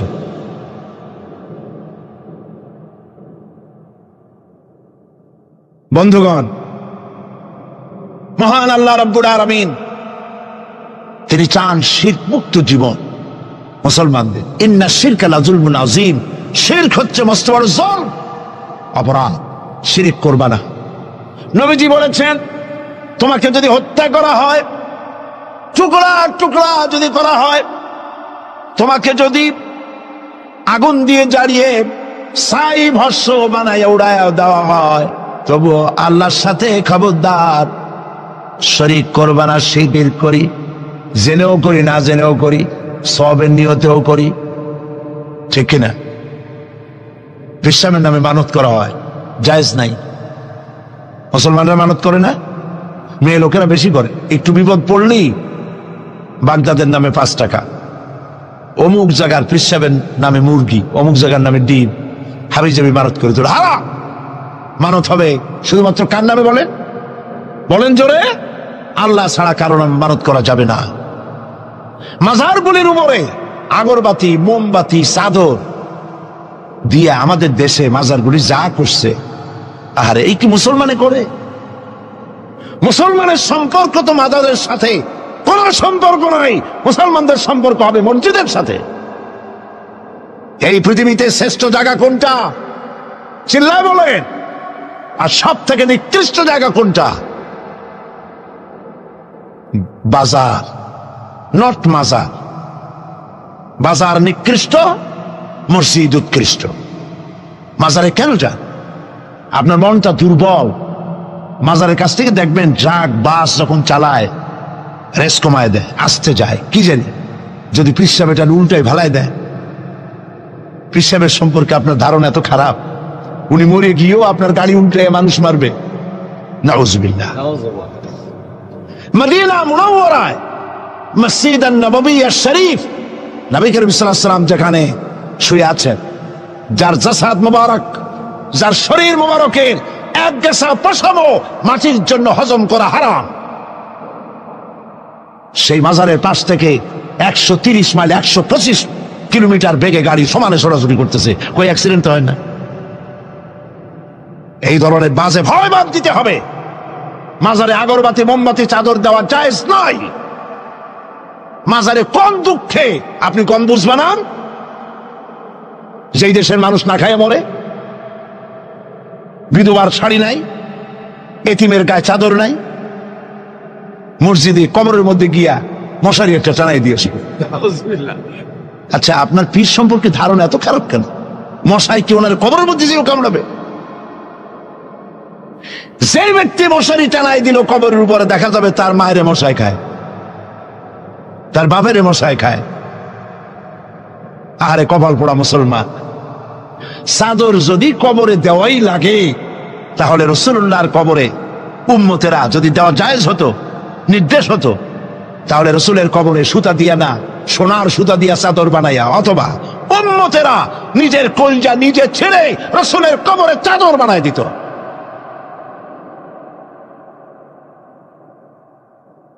কাজে এগুলি বন্ধ করতে হবে। হাইকোর্টের মাজার, সালাতের অর্থ হচ্ছে নিকটবর্তী হওয়া, মুখ ঘুরানো, মুতাওয়াজ্জা হওয়া। ওই যে হযরত ইব্রাহিম আলাইহিস সালাম বলেছিলেন, ইন্নী ওয়াজ্জাহতু ওয়াজহিয়া লিল্লাযী ফাতারাস সামাওয়াতি ওয়াল আরদ। জানেন আপনারা? পড়েন, ইন্নী ওয়াজ্জাহতু ওয়াজহিয়া লিল্লাযী ফাতারাস সামাওয়াতি ওয়াল আরদা হানিফা ওয়া মা আনা মিনাল মুশরিকিন। নিশ্চয় আমার মুখ ঘুরায় দিলাম। কার দিকে? যিনি আকাশ এবং জমিনের স্রষ্টা, সব কিছুর মালিক যিনি, তার দিকে আমি মুতাওয়াজ্জা হলাম। নামাজের অর্থই হচ্ছে মুতাওয়াজ্জা হওয়া, মুখ ঘুরিয়ে দেওয়া, চেহারা ঘুরিয়ে দেওয়া। আর নামাজের আরেক অর্থ হচ্ছে নিকটবর্তী থেকে আরো নিকটবর্তী হওয়া। আল্লাহ রাব্বুল আলামিন বলেন, নিকটবর্তী হতে হলে ওয়াসজুদ ওয়াকতারিব, সেজদা দাও আর সেজদার মাধ্যমে আমার নিকটবর্তী হয়ে যাও। সেজদা দিলেই আল্লাহর নিকটবর্তী হওয়া যায়। কোন সুবহানাল্লাহ। সাহাবী, আল্লাহ নবীর সাহাবী প্রশ্ন করেছেন, নবীজি, বান্দা কখন আল্লাহর নিকটবর্তী হয়ে যায়? নবীজি বলেছেন, বান্দা যখন সেজদা দেয় তখন আল্লাহর বান্দার মাঝে কোনো হিজাব থাকে না, একদম আল্লাহ পাকের নিকটবর্তী হয়ে যায় বান্দা যখন সেজদায় পড়ে যায়। সুতরাং নামাজ হচ্ছে নিকটবর্তী হওয়া, সালাত এটা হচ্ছে নিকটবর্তী হওয়া। নামাজ ফরজ হওয়ার কারণ হচ্ছে এই যে মানুষ আল্লাহর বান্দা বা গোলাম হিসেবে সৃষ্টি হয়েছে, তাই একমুখী হয়ে রবের বন্দিগি করা এটা হচ্ছে তার স্বাভাবিক একটা প্রকৃতি। আল্লাহ রাব্বুল আলামিন এই প্রকৃতির দাবি মিটাবার জন্যই নামাজের ব্যবস্থা করেছেন। মানুষের ফিতরত, মানুষের নেচার, মানুষের ফিতরত হচ্ছে এই যে কারো না কারো কাছে মাথা নত করা, হাত জোড় করা, মাথা নত করা, সার্বভৌমত্বের মালিক কাউকে মনে করা। হাত জোড় করতে হলে, মাথা নত করতে হলে, সার্বভৌমত্বের মালিক হিসেবে কাউকে গ্রহণ করতে হলে আল্লাহর বিকল্প কেউ আছে নাকি? ইসলামের মূল দাওয়াতটা হলো ফিতরাত অনুযায়ী দাওয়াত দেওয়া হয়েছে। মানুষ যেন মাথা নত করে, গোলামি করে। এজন্য আল্লাহ রাব্বুল আলামিন বলেছেন যে আমি মানুষ এবং জিনকে সৃষ্টি করেছি, তার কারণটাই হলো মা খালাকতুল জিন্না ওয়াল ইনসা ইল্লা লিয়াবুদুন। মানুষ আর জিন জাতিকে সৃষ্টি করা হয়েছে ইবাদতের জন্য, গোলামির জন্য। ইবাদত আর গোলামি এটাই করতে হবে, গোলামি করতে হবে, দাসত্ব করতে হবে। আর এই দাসত্ব, আল্লাহর আনুগত্যই গোলামির দাওয়াত দিয়েছেন দুনিয়ার সব নবীরা। কোন নবী বলেন নাই যে আমার গোলামি করো। কেউ বলেছেন? বলেন জোরে, কেউ বলেছেন? আল্লাহ পাক বলেন, ওয়ালাকাদ বা'আসনা ফি কুল্লি উম্মাতির রাসূলা আন ইবুদুল্লাহা ওয়াজতানিবুত তাগুত। প্রত্যেক জাতির জন্য আমি রাসূল প্রেরণ করেছি, তারা মানুষকে দাওয়াত দিয়েছেন এই কথা বলে যে এক আল্লাহর গোলামি করো, তিনি ছাড়া কোনো ইলাহ নাই, আইনদাতা নাই, বিধানদাতা নাই, তার গোলামি, তার সামনে মাথা নত করে দাও। নামাজ হচ্ছে তাওহীদের অবশ্যম্ভাবী এক বহির্প্রকাশ। তাওহীদের জন্য তাওহীদবাদী মানুষ যারা, তাদেরকে নামাজ আদায় করতেই হবে। আকীদা বিশ্বাসের দিক থেকে তাওহীদ যদি হয় পুরা দ্বীনের মূল উৎস, তাহলে আমলের দিক থেকে নামাজ হচ্ছে পুরা দ্বীনের মূল ভিত্তি। নামাজ হচ্ছে আমলের মূল ভিত্তি। এর বাস্তবায়ন ছাড়া দ্বীন পূর্ণ হয় না। নামাজ মুমিনের কেবলমাত্র একটি উত্তম আমলই নয়, বরং নামাজ হচ্ছে ইমানের মূল ভিত্তি। যার কাছে নামাজ নাই তার কাছে কিছুই নেই। রাসূল করিম সাল্লাল্লাহু আলাইহি ওয়াসাল্লাম বলেছেন যে নামাজ যে ব্যক্তি পড়ে না, আল্লাহ পাকের সাথে তার কোনো সম্পর্ক বাকি থাকে না।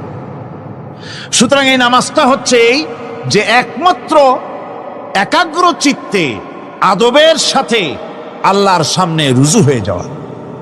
কোরআনে কারীম বলছে মুনিবিনা ইলাইহি ওয়াত্তাকুহু ওয়া আকিমুস সালাতা ওয়া লা তাকুনু মিনাল মুশরিকিন। তোমরা আল্লাহর দিকে রুজু হয়ে যাও এবং তাকে ভয় করে অন্যায় কাজ থেকে বিরত থাকো, আর নামাজ কায়েম করো, মুশরিকদের অন্তর্ভুক্ত হয়ে যেও না। নামাজ কায়েম করা, নামাজের আদেশ কোরআনে কারীমের মধ্যে আল্লাহ পাক বহু জায়গায় করেছেন। ঈমানের পর নামাজই হচ্ছে সবচেয়ে বড় জরুরি। একজন মানুষ ঈমান আনলো, যেমন কালকে একজন ঈমান এনেছে, ঈমান আনার সাথে সাথে তার প্রথম কাজ কি বলুন? বলেন প্রথম কাজ কি? ফজরের নামাজের আগে একজন ইসলাম কবুল করলেন, তার প্রথম দায়িত্ব নামাজকে আদায় করে দেওয়া, ফজরের নামাজ পড়া। জোহরের আগেই কেউ ঈমান আনলো, তার প্রথম দায়িত্ব জোহরের নামাজ আদায় করা।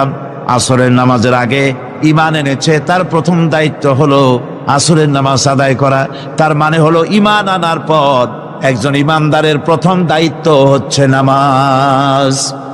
গুরুত্বপূর্ণ বিষয়, খুব ভালো করে শুনতে হবে, ইয়াদ রাখতে হবে প্রত্যেকটি মুসলমানের। এই নামাজ কি জিনিস, কেমনে আদায় করতে হবে, আদায় না করলে কি হবে, গুরুত্বপূর্ণ এই কথাগুলি প্রত্যেকের স্মরণ রাখতে হবে। কিয়ামতের দিন মানুষ যে জাহান্নামে যাবে, জাহান্নামের জন্য জাহান্নামে যে সব কারণে যাবে তার মধ্যে বড় কারণ কালকে বলেছিলাম, দেখি মনে আছে নাকি? বড় কারণ কয়টা? কয়টা? আলহামদুলিল্লাহ মনে আছে। আল্লাহ রাব্বুল আলামিন বলেন ইয়াতাসাআলুনা আনিল মুজরিমিন, কিয়ামতের দিন অপরাধীদেরকে জিজ্ঞেস করা হবে মা সালাকাকুম ফি সাকার, জাহান্নামে কেন আসছো? জবাবে তারা বলবে ক্বালু লাম নাকু মিনাল মুসাল্লিনা ওয়া লাম নাকু নুতঈমুল মিসকিন, নামাজ পড়ি নাই আর এতিম মিসকিনদের খেতে দেই নাই, এই কারণেই জাহান্নামে এসেছি। কল নাউযুবিল্লাহ। নামাজ যারা পড়বে না জাহান্নামে যেতে হবে। কোথায় যেতে হবে?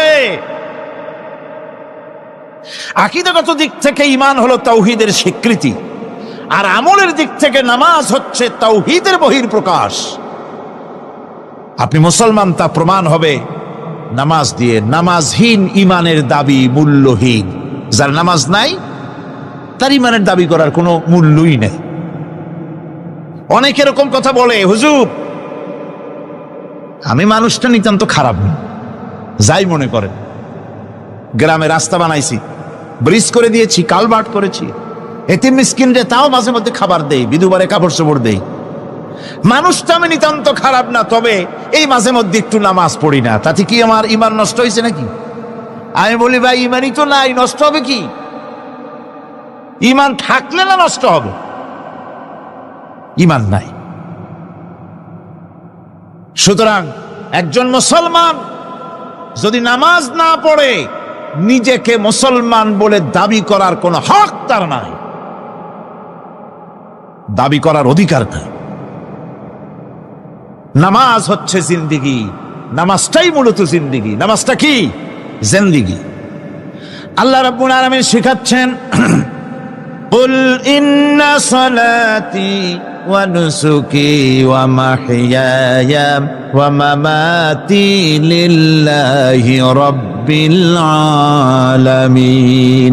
মুহাব্বতের সাথে সবাই পড়েন কুল ইন্না সালাতি ওয়া নুসুকি ওয়া মাহইয়ায়া ওয়া মামাতি লিল্লাহি রাব্বিল আলামিন।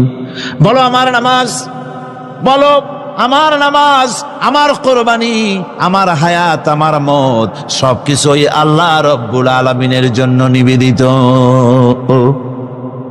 আমার বেঁচে থাকা, আমার মরে যাওয়া সব আল্লাহর জন্য। সে আল্লাহ রাব্বুল আলামিন, তার জন্য সবকিছু নিবেদিত করতে হবে। আল্লাহ পাকের গোলাম আমাদের বানিয়েছেন, আল্লাহ আমাদের গোলামি করা লাগবে। আর গোলামির নমুনা যাকাত দিয়া, হজ দিয়া, দাম দিয়া, সদকা দিয়া, কোন জিনিস দিয়ে নামাজের মতো গোলামির উৎকৃষ্ট প্রমাণ বা নমুনা আর কিছুতে নাই। আমি যে গোলাম তার উৎকৃষ্ট প্রমাণ হচ্ছে নামাজ। নামাজেই একটা মানুষ গোলামির অনুভূতিতে তাকে নিয়ে যায়। বাদশাহ হোক, মন্ত্রী হোক, পীর হোক, মৌলানা হোক, মুহাদ্দিস হোক, বড় লোক হোক, গরিব হোক, পুরুষ হোক, নারী হোক, যাই হোক, নামাজে দাঁড়াইলো, একেবারে কান্ডারে ধরিয়া কানের কাছে হাত দিয়া, হাত দুইটা বাঁধিয়া মাথা নিচের দিকে দিয়ে দাঁড়ায় গেল। কিসের মতো? আসামির মতো, গোলামের মতো। সুবহানাল্লাহ। এদিক ওদিক তাকাইতে পারবা না, চোখটা থাকবে সেজদা যেখানে দিবা সেখানে। তাকানো নিষেধ, সেজদার দিকে তাকাও। এরপরে যখন রুকুতে গেলেন, গোলামির নমুনা হয়ে গেল। গোলামের এরকম মাথা নিচু করে থাকতে হয় প্রভুর সামনে। গেলেন, রাজা, বাদশাহ, বড় লোক, সব অহংকার চূর্ণ হয়ে গেল। নাক আর কপাল দিয়া আমার মাবুদের দরবারে মাথাটা লাগাই দিলাম জমিনের উপরে। সুবহানাল্লাহ। আমি আমার ভাষায় বলি, আমি আমার ভাষায় কথাটা এভাবে বলি, এই জমিনটা যদি কাগজ হয় আর আমার নাকটার কপালটা যদি কলম হয়, তাহলে আমি যে গোলাম দৈনিক 5 বার আমার নাক আর কপাল দিয়া জমিন নামক কাগজের উপরে, দাস খতের উপরে দৈনিক 5 বার নাক আর কপাল দিয়া সই করে দেই, আল্লাহ আমি তোমার গোলাম, আর কারো গোলাম নই, আমি একমাত্র তোমার গোলাম।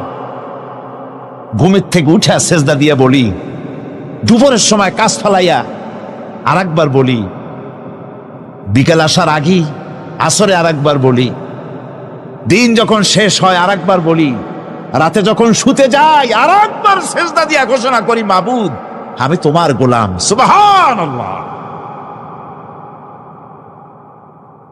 নামাজ হচ্ছে ইসলামের গণ্ডির মধ্যে প্রবেশের প্রমাণ।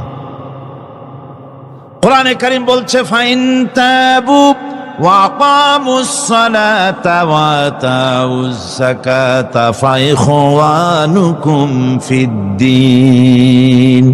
সূরা তওবা এসেছে, তারা যদি তওবা করে আর নামাজ কায়েম করে, যাকাত যদি আদায় করে, তাহলে এখন তোমাদের সে দ্বীনি ভাই, এখন ভাই হয়ে গেল। একটু আগে ছিল কাফের, মুশরিক, এখন তোমার দ্বীনি ভাই। দ্বীনের গণ্ডির মধ্যে প্রবেশ করা, কলেমা পড়ার সাথে সাথেই নামাজ। নামাজ হচ্ছে দ্বীনের প্রধান গেট, দ্বীনের প্রধান তোরণ। দ্বীনের মধ্যে প্রবেশ করার জন্য এই গেট দিয়ে প্রবেশ করতে হবে। সুতরাং এই নামাজের এতই গুরুত্ব দেওয়া হয়েছে। ইসলাম যদি ক্ষমতায় আসে, আল্লাহ যেন এনে দেন, জোরে কোন আমিন। ইসলাম যদি ক্ষমতায় এসে যায়, রব্বুল আলামিন তাফসীরে মাহফিল, কোরআন সামনে নিয়ে আশা করে তোমার দরবারে দোয়া করি, এই বিশাল জনসমুদ্রের দোয়া কবুল করো মাবুদ গো, এই বাংলাদেশকে ইসলামের দেশ বানাইয়া দাও। দেশটা যদি ইসলামের হয়ে যায়, আইন যদি আল্লাহর হয়, শাসন যদি সৎ লোকেরা করে, রব্বুল আলামিন কোরআন শরীফে বলেন, তাহলে তারা 4টা কাজ করবে। আল্লাযীনা মাক্কান্নাহুম ফিল আরদ আকামুস সালাতা ওয়া আতাউজ যাকাত ওয়া আমারু বিল মা'রুফি ওয়া নাহাউ আনিল মুনকার। মুমিনেরা ক্ষমতা এসে প্রথম যে কাজটা করবে, প্রথমে ক্ষমতা এসেই নামাজ বাধ্যতামূলক করবে। প্রথম কি? ওয়াজ নসিহতে অনুরোধ করা হবে না, বাবাজিরা আল্লাহর রাস্তায় নামাজটা পড়ে না। রেডিও এবং টেলিভিশনের মাধ্যমে রাষ্ট্রপ্রধান অর্ডার করে দিবেন, আজ থেকে বাংলাদেশের 12 কোটি তাওহীদি জনতা, নারী পুরুষ যারা আকেল বালিগ সকলের জন্য নামাজ বাধ্যতামূলক, নামাজ পড়তেই হবে, এটা অর্ডার।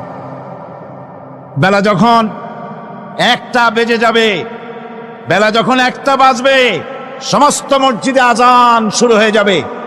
আজানের সাথে সাথে অফিস, আদালত, কল কারখানা, ক্ষেত খামার, শিক্ষাঙ্গন সব ডেডলক হয়ে যাবে। আধা ঘন্টার জন্য বন্ধ হয়ে যাবে।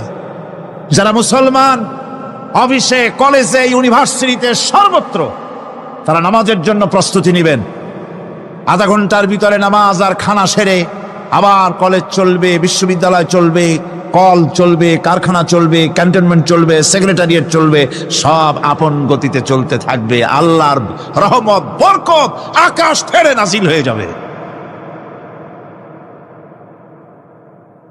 আর এই অর্ডার যে দেওয়া হবে, নামাজ পড়বেন সেখানে। থানায় যখন আজান হবে, থানায় আজান হয়ে গেছে, থানার স্টাফ, পুলিশ যারা আছে জামাতে খাড়া হয়ে যাবে, ইমামতি করবেন ওসি সাহেব। এসপির অফিসে এসপি সাহেব ইমামতি করবেন, ডিসি সাহেব তার অফিসে ইমামতি করবেন, মন্ত্রী সেক্রেটারিয়েট ইমামতি করবেন, প্রেসিডেন্ট বঙ্গভবন ইমামতি করবেন, বিশ্ববিদ্যালয়ের ভাইস চ্যান্সেলরের ইমামতিতে সে জায়গার মুসলমান ছাত্র ছাত্রী, শিক্ষক শিক্ষয়িত্রী এক জামাতে নামাজ আদায় করবে। এই যদি হয় চিত্র দেশের, অপরাধ থাকবে। থানায় ওসি সাহেব নিজেই যদি জামাতের ইমামতি করেন, এইভাবে নামাজ আদায় করেন পুলিশদের নিয়ে জামাতে, ঘুষ আর খাবে তারা? এসপি সাহেবের অফিসে, ডিসি সাহেবের অফিসে মন্ত্রীরা যদি এভাবে নামাজ কায়েম করে, তাহলে কি অন্যায় অপরাধ কিছু থাকবে সমাজে? থাকবে না। সুতরাং নামাজ বাধ্যতামূলক করে দেওয়া হবে। নামাজ বাধ্যতামূলক, সকলকে নামাজ পড়তে হবে। নামাজ হচ্ছে অপকর্মের প্রতিবন্ধক। নামাজ পড়লে অন্যায় কাজ থেকে বাঁচার পর, অন্যায় থেকে বাঁচাই কিসে? নামাজ। আল্লাহ রাব্বুল আলামিন বলেন, উতলু মা উহিয়া ইলাইকা মিনাল কিতাবি ওয়া আকিমিস সালাম ইন্নাস সালাতা তানহা আনিল ফাহশাই ওয়াল মুনকার। হে নবী, এই কিতাব তেলাওয়াত করো, যা তোমার প্রতি অবতীর্ণ করা হয়েছে, এই কিতাব তেলাওয়াত করো আর নামাজকে প্রতিষ্ঠা করো। নিঃসন্দেহে নামাজ মানুষকে পাপাচার থেকে বাঁচায়া দেয়। অশ্লীলতা, পাপাচার থেকে মানুষকে বাঁচায় কে? জোরে চিল্লায় এখন কে? নামাজ। এই নামাজ মানুষকে অন্যায় কাজ থেকে বাঁচায় দেয়। নামাজ যে মানুষকে অন্যায় কাজ থেকে বাঁচায়, কেমনে বাঁচায়? আমরা যে নামাজ পড়ি, এই নামাজে তো আমাদেরকে অন্যায় কাজ থেকে বাঁচাইতে পারে না। নামাজি বহুত মানুষ আছে অন্যায় করে, করে কিনা কন? না করে না? করে। নামাজি অথচ অন্যায় করে। আর আল্লাহ বলছেন নামাজিকে, নামাজ তাকে অশ্লীলতা থেকে ফিরায়। তাহলে কথা কারটা ঠিক? আল্লাহটা। জোরে বলেন, কারটা ঠিক? অবশ্যই আমার আল্লাহর কথা হক। আমি ভুল করতেছি, আমি যেন কোথাও ভুল করতেছি, সামথিং ইজ রং, কোথাও যেন আমরা ভুল করে বসতেছি, সেই ভুলটা কি আমরা আবিষ্কার করতে চেষ্টা করবো ইনশাআল্লাহ। প্রথম যে কথাটা সেটা হচ্ছে এই যে আমরা যা নামাজে পড়ি আমরা তা বুঝি না। কথা ঠিক কিনা? আমি যদি এখন প্রশ্ন করি সামি আল্লাহু লিমান হামিদা অর্থ কি কন, ফার্স্ট ডিভিশনে কয়েকটা লেটার নিয়ে ফেল করবেন, এরকম লোক আছেন না নাই? সুবহান রাব্বিয়াল আলা অর্থ কি জানি না, সুবহান রাব্বিয়াল আযীমের অর্থ কি জানি না, দোয়ায় কুনুত অর্থ কি জানি না, তাশাহুদ অর্থ কি জানি না, সূরা ফাতিহার অর্থ কি জানি না, এমন কি উজুর মধ্যে কয়টা ফরজ তাও অনেকের জানা নাই। কথা কি বেশি বললাম না ঠিক বলছি? একজনের জিজ্ঞেস করলো, মিয়া উজুতে কয় ফরজ? ভাই হুজুর কি মনে করেন যে বুঝি জানি না? এটা তো সাধারণ ব্যাপার, বলেন না কয় ফরজ? উজুতে তো 17 ফরজ। কি কি কয়? হাত ধোয়া, পাও ধোয়া, মুখ ধোয়া, নাক ধোয়া, চোখ ধোয়া, জিহ্বা ধোয়া, মাথা ধোয়া। বলতে বলতে গুনে দেখা গেল প্রায় 19টার মতো বলছে। বলা হলো, মিয়া বললেন আপনি উজুতে ফরজ 17টা, কইলেন আপনি 19টা। কয় হুজুর জানি আরো, বলি না আপনাদের ভয়তে। উযু জানে না, নামাজ জানে না, তাকে এই নামাজ কেমনে ফিরাবে অন্যায় কাজ থেকে? কথা বুঝতে পেরেছেন? নামাজে আল্লাহু আকবার বললাম, এরপরে সানা পড়লাম, তারপরে সূরা ফাতিহা পড়লাম। সূরা ফাতিহার ভেতরে যে সমস্ত কথাগুলি বললাম সেই কথাগুলি বুঝি না, কি বলেছি তাও জানি না। এরপরে সুবহান রাব্বিয়াল আলা বলেছি, সুবহান রাব্বিয়াল আযীম বলেছি, সামি আল্লাহু লিমান হামিদা বলেছি, অর্থ কি জানি না। আল্লাহ তা শুনতে পান, যে ব্যক্তি আল্লাহর প্রশংসা করেন তিনি তা শুনতে পান।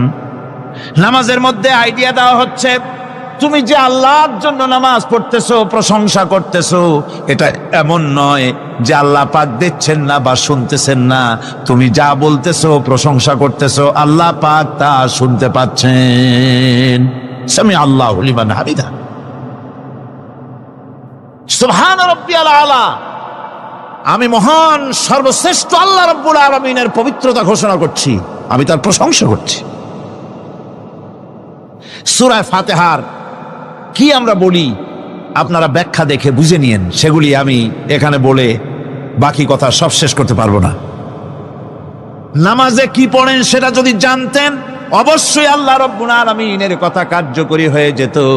ইন্নাস সালাতা তানহা আনিল ফাহশাই ওয়াল মুনকার, নামাজ মানুষকে পাপের কাজ, অশ্লীলতা থেকে ফিরাতে পারে। আল্লাহ ইন্না বসায়ছেন, নিশ্চয়ই, বেশক, অবশ্যই নামাজ পাপ থেকে ফিরাবে। কিন্তু কেমনে ফিরাবে নামাজ তো বুঝি না, নামাজ তো বুঝি না। খালি সেজদা দেয় জনমের মতো, আর সেজদা কি? নামাজে যদি দেখে ইমাম দেরি করতেছে, আত্তাহিয়াত পড়তে দেরি হয়ে যাচ্ছে, পিছন থেকে সিগন্যাল মারে, ঠিক কিনা? বেয়াদব, বেয়াদব। তোমার নামাজ, তোমার আত্তাহিয়াত আগে শেষ হয়েছে, তাতে কি হয়েছে? চুপ করে বসে থাকো। ইমামকে কাশি দিয়া সতর্ক করার অধিকার তোমার নাই। যদি ইমামকে সতর্ক করার জন্য কাশি দিয়ে থাকো, তোমার নামাজ ফাসেদ হয়ে যাবে। এটা ফাজলামি করার জায়গা না, এটা নামাজ। এর নাম কি? ধীরে সুস্থে নামাজ পড়তে হবে। অনেকে মসজিদটারে মনে করে জেলখানা, ঢুকতে যত দেরি, বেরোতে পারলে যেন বাসে যান ছটফট করে। সিনেমার মধ্যে গিয়ে ঘন্টার পর ঘন্টা বসে থাকে, খারাপ লাগে না? মসজিদে কেরাত যদি একটু লম্বা পড়ে, পিছনে বসে খালি কি যে করে মনে মনে বলতে থাকে যে ইমাম এমন কাঁচা ছাড়া ছাড়ি না। আর গান যখন শোনে, শুনতেই থাকে, কত মজা, ঘুম আসে না। নাউযুবিল্লাহ। সুতরাং নামাজে কি পড়েন সেটা আপনাকে বুঝতে হবে। সঠিকভাবে নামাজ পড়ার পরও যদি কোনো মানুষের সঠিকভাবে, ভালো করে শোনেন, সঠিকভাবে নামাজ পড়ার পরেও যদি কোনো মানুষ পাপের থেকে না ফেরে, তাহলে বুঝতে হবে একথা, পানি আর সাবান দিয়া কাপড় ধুলে কাপড়ের ময়লা যাবে, কিন্তু পানি আর সাবান দিয়া কয়লা জনমের মতো ধুইলেও কয়লার ময়লা যাবে না। কথা বুঝে আসছে? এর থেকে আর উত্তম দৃষ্টান্ত আমার কাছে নাই। নামাজ পড়ার পরেও যদি চরিত্র ভালো না হয়, বুঝতে হবে নামাজ হচ্ছে না, কাঙ্ক্ষিত মানের নামাজ আদায় হচ্ছে না। আল্লাহর নবী বলেছেন, যার নামাজ পাপ কাজ হতে ফিরাতে পারলো না, তার নামাজ নামাজি নয়। আবার শুনুন, রাসূল বলছেন, যার নামাজ তাকে পাপের কাজ থেকে ফিরাতে পারলো না, তার নামাজ নামাজ নয়, ওইটি নামাজ হয় নাই, যার জন্য তার পাপ থেকে তারে ফিরাইতে পারছে না। আর কিয়ামতের দিন বেনামাজিরা সবচাইতে বেশি অপমানিত হবে। সবচাইতে বেশি অপমানিত হবে কারা? বেনামাজিরা। কিভাবে? ইয়াউমা ইউকশাফু আন সাকিন ওয়া ইউদআউনা ইলাস সুজুদি ফালা ইস্তাতিউন। সেদিন কঠিন সময়, আল্লাহ রাব্বুল আলামিন লোকদেরকে সিজদা করার জন্য বলবেন, কিন্তু যারা বেনামাজি ছিল দুনিয়ায়, তারা সিজদা দিতে পারবে না। বলেন নাউযুবিল্লাহ। অবস্থাটা কি হবে? খাশিআতান আবসারুহুম তারহাকুহুম যিল্লাহ, তাদের দৃষ্টি নিচু হবে, লাঞ্ছনা এবং অপমান তাদের উপরে চেপে বসবে, সেজদা দিতে পারবে না। আল্লাহ আমাদেরকে ক্ষমা করুন। কিয়ামতের দিন হযরত আদম আলাইহিস সালাম থেকে শুরু করে পৃথিবীর সমস্ত মানুষের সামনে আল্লাহ রাব্বুল আলামিন সেজদা করার জন্য অর্ডার করবেন। যারা নাকি বেনামাজি ওরা আল্লাহর দরবারে সেদিন সেজদা দিতে পারবে না, লাঞ্ছিত অপমানিত হবে। যারা কন নাউজুবিল্লাহ। নামাজ, মুমিনের নামাজ একরকম, মুনাফিকের নামাজ হলো আর এক রকম। মুনাফিকরাও নামাজ পড়ে, পড়ে কিনা কন? মুনাফিকেরাও নামাজ পড়ে। মুনাফিকেরা যখন নামাজ পড়তে যায় আল্লাহ রাব্বুল আলামিন বলতেছেন ওয়াইদা কামু ইলাস সালাতি কামু কুসালা। মুনাফিকেরা যখন নামাজ পড়তে দাঁড়ায়, নামাজে আসে ঠিক তারা, কিন্তু নামাজের জন্য দাঁড়ায় খুব শৈথিল্যভাবে দাঁড়ায়, কাহিলি সুস্তি, এ জায়গা চুলকায়, পায়জামা ধরে টান দেয়, টুপিটা ঘুরে আয়, এদিক ওদিক তাকায়। মুনাফিকের নামাজ দেখলেই ঠিক পাওয়া যায় যে বেটা মুনাফিক। এইভাবে সে দাঁড়ায়। তার নামাজটা কি জন্য? ইউরাউনান নাসা ওয়া লা ইয়াযকুরুনাল্লাহা ইল্লা কালিলা। তাদের নামাজ হচ্ছে মানুষকে দেখাবার নামাজ। নাউজুবিল্লাহ। এখন দেখবেন এই মৌসুম আসছে, নামাজের মৌসুম, বেনামাজিদের নামাজের মৌসুম। জনসভা হচ্ছে, নির্বাচন আসতেছে, নামাজে রক্ত হয়ে গেছে, তাড়াতাড়ি আজান হয়ে গেল।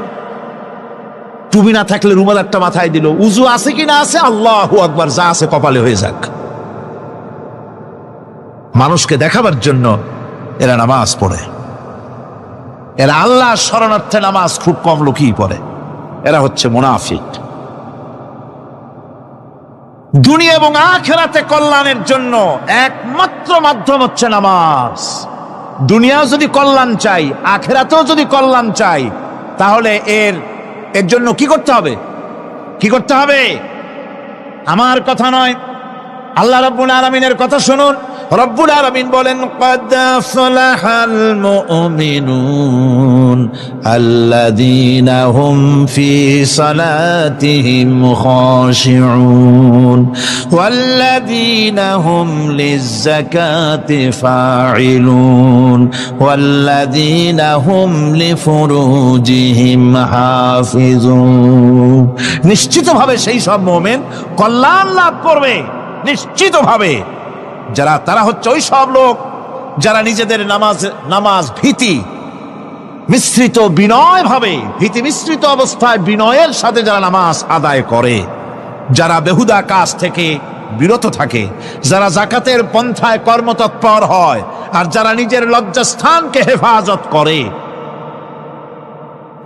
এরপরে আল্লাহ পাক বলেন ওয়াল্লাযীনা হুম লিআমানাতিহিম ওয়া আহদিহিম রাউন ওয়াল্লাযীনা আলা সালাওয়াতিহিম ইউহাফিজুন ওয়াল্লাযীনা আলা সালাতিহিম হাফিজুন। আর যারা তাদের আমানতকে পূর্ণ করে, আমানত এবং তাদের ওয়াদা চুক্তি পূর্ণ করে, এবং যারা নিজেদের নামাজ সমূহকে পূর্ণভাবে হক আদায় করে নামাজ পড়ে, নামাজের যারা হেফাজত করে, এরা কারা? এরা হচ্ছে উলাইকা হুমুল ওয়ারিসুন আল্লাযীনা ইয়ারিসুনাল ফিরদাউসা হুম ফিহা খালিদুন। এরা হচ্ছে সেই সব লোক, এরা উত্তরাধিকার হচ্ছে জান্নাতের উত্তরাধিকার, জান্নাতুল ফিরদাউসে আল্লাহ রাব্বুল আলামিন এই গুণ বিশিষ্ট লোকদের জন্য জায়গা করে দিবেন। জোরে কোন সুবহানাল্লাহ। নামাজকে পড়তে বলা হয়নি, কোরআন শরীফে বলা হয়েছে নামাজ কায়েম করো। কি বলা হয়েছে কম তো দেখি? নামাজ কায়েম করো, নামাজ পড়ো, এই কথা কিন্তু কোরআন শরীফে কোনো জায়গায় আছে নাকি? এখন কায়েম করা কারে বলে? একটা গুরুত্বপূর্ণ আরেকটি বিষয়, নামাজ কায়েম করতে বলা হয়েছে। কায়েম কি? কায়েমটা হচ্ছে দৃষ্টান্ত স্বরূপ বলা যায় যে জিনিসটা সমাজে প্রতিষ্ঠিত আছে ওইটারে বলে কায়েম হওয়া, আর যেটা প্রতিষ্ঠিত নাই ওটা কায়েম নাই।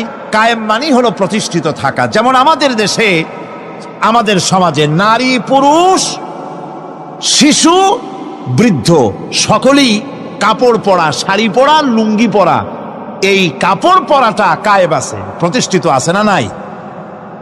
যার কারণে কাপড় পরা সমাজে কায়েম আছে বলে উলঙ্গ মানুষ সমাজে খুঁজে পাওয়া যায় না, পাগল ছাড়া, ঠিক কিনা?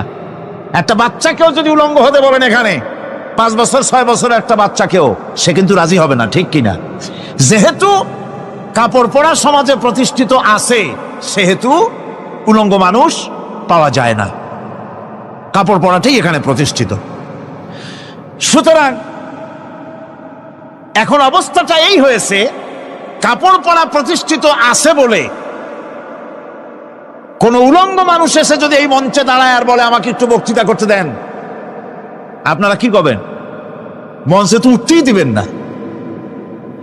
উলঙ্গ মানুষ যদি কোনো চাকরি নিতে যায় ইন্টারভিউতে, তাকে লাইনে দাঁড়াইতে দেবে? দেবে না। এমন কি উলঙ্গ হয়ে যদি বাড়িতে প্রবেশ করে, তার বউ দূর দূর করে তাড়ায় দেবে, ঠিক কিনা?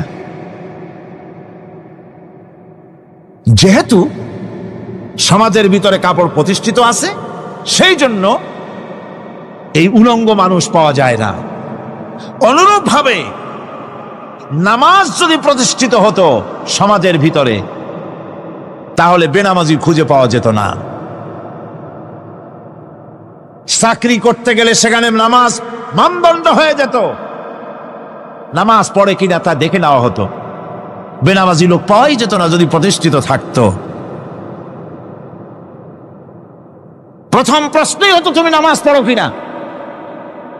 ইলেকশনে যদি একজন উলঙ্গ মানুষ এসে দাঁড়ায়, ভাইরা এবার আমার বোতল মার্কা বাক্স, উলঙ্গ মানুষ এসে ভোটে দাঁড়াইছে, আপনারা ভোট দিবেন? দিবেন। ওইটা কাপড় প্রতিষ্ঠিত আছে বলে, লুঙ্গি প্রতিষ্ঠিত সমাজে আছে বলে উলঙ্গ মানুষকে আপনি ভোট দিবেন না। নামাজ যদি প্রতিষ্ঠিত থাকতো সমাজে, বেনামাজি মানুষ যদি এসে মঞ্চে দাঁড়ায়া যতই বলতো আমি ক্ষমতায় গেলে এই করব সেই করব, নামাজ প্রতিষ্ঠিত থাকলে পরে বেনামাজিরে কেউ ভোট দিত না। নামাজ যদি প্রতিষ্ঠিত থাকতো, তাহলে অফিসের অফিসার তো দূরের কথা, বেনামাজি অফিসের ঝাড়ুদারের চাকরিও তার কিসমতে জুটতো না, যদি নামাজ প্রতিষ্ঠিত থাকতো। এর নাম হলো নামাজ কায়েম হওয়া। নামাজ কায়েম থাকলে এই অবস্থার সৃষ্টি হতো। এই জন্য আল্লাহ পাক বলেছেন নামাজকে কায়েম করতে হবে। নামাজ হবে সব ভালো কাজের মানদণ্ড। সমস্ত ভালো কাজের মানদণ্ড কি? নামাজ। নামাজ আমাদেরকে বড় রকমের শিক্ষা দেয়। কি শিক্ষা দেয়? নামাজ আমাদের শিখায় ঐক্য আর ভ্রাতৃত্ব, ভ্রাতৃত্বের আর ঐক্যের শিক্ষা দেয়। এক নেতার আনুগত্য করা শিখায়।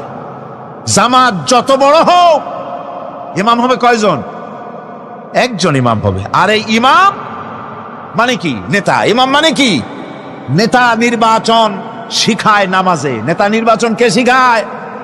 নামাজ শিখায়। বোঝেন খুব ভালো করে। কিভাবে? মনে করুন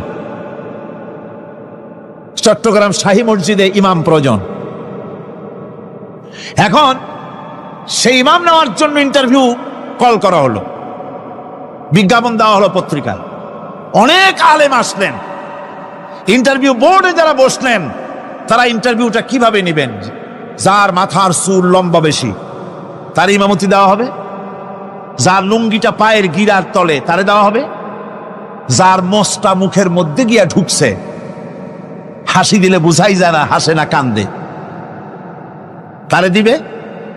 দাড়িগুলা কামাইছে তারে দেবে। সিগারেট খায়, বা অবশ্য চট্টগ্রাম আর সিলেটে সিগারেটের ফতোয়া ভিন্ন রকম। বরিশালে আমি যেখানে জন্মগ্রহণ করেছি, আমার এলাকায় কোনো আলেম যদি সিগারেট খায়, মসজিদের ইমাম তো ভালো, মসজিদ ঝাড়ু দিতেও ঢুকতে দেবে না মসজিদে। এটা এই এলাকার এক রকমের কায়দা। আমি এটার ব্যাপারে কথা নাইবা বললাম। তো আপনারা খুঁজে দেখবেন সে সিনেমা দেখে নাকি, মিথ্যা কথা বলে নাকি, বউ পর্দায় থাকে নাকি। এগুলি মাইক্রোস্কোপ যন্ত্র দিয়ে ইমামের মাথা থেকে পা পর্যন্ত দেখবেন কিনা কন?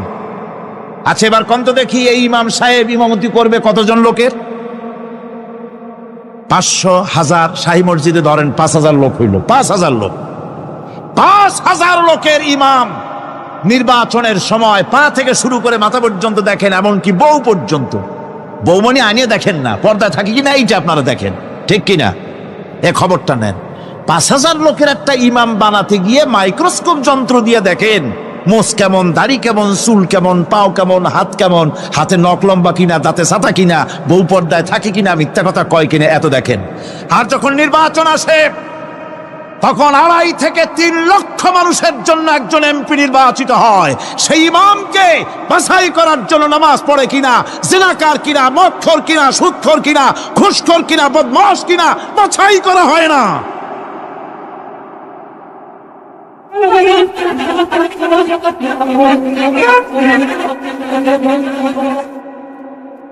নামাজ আমাদেরকে এটা শিখায় ইমাম কেমনে বানাইতে হবে। কন সুবহানাল্লাহ।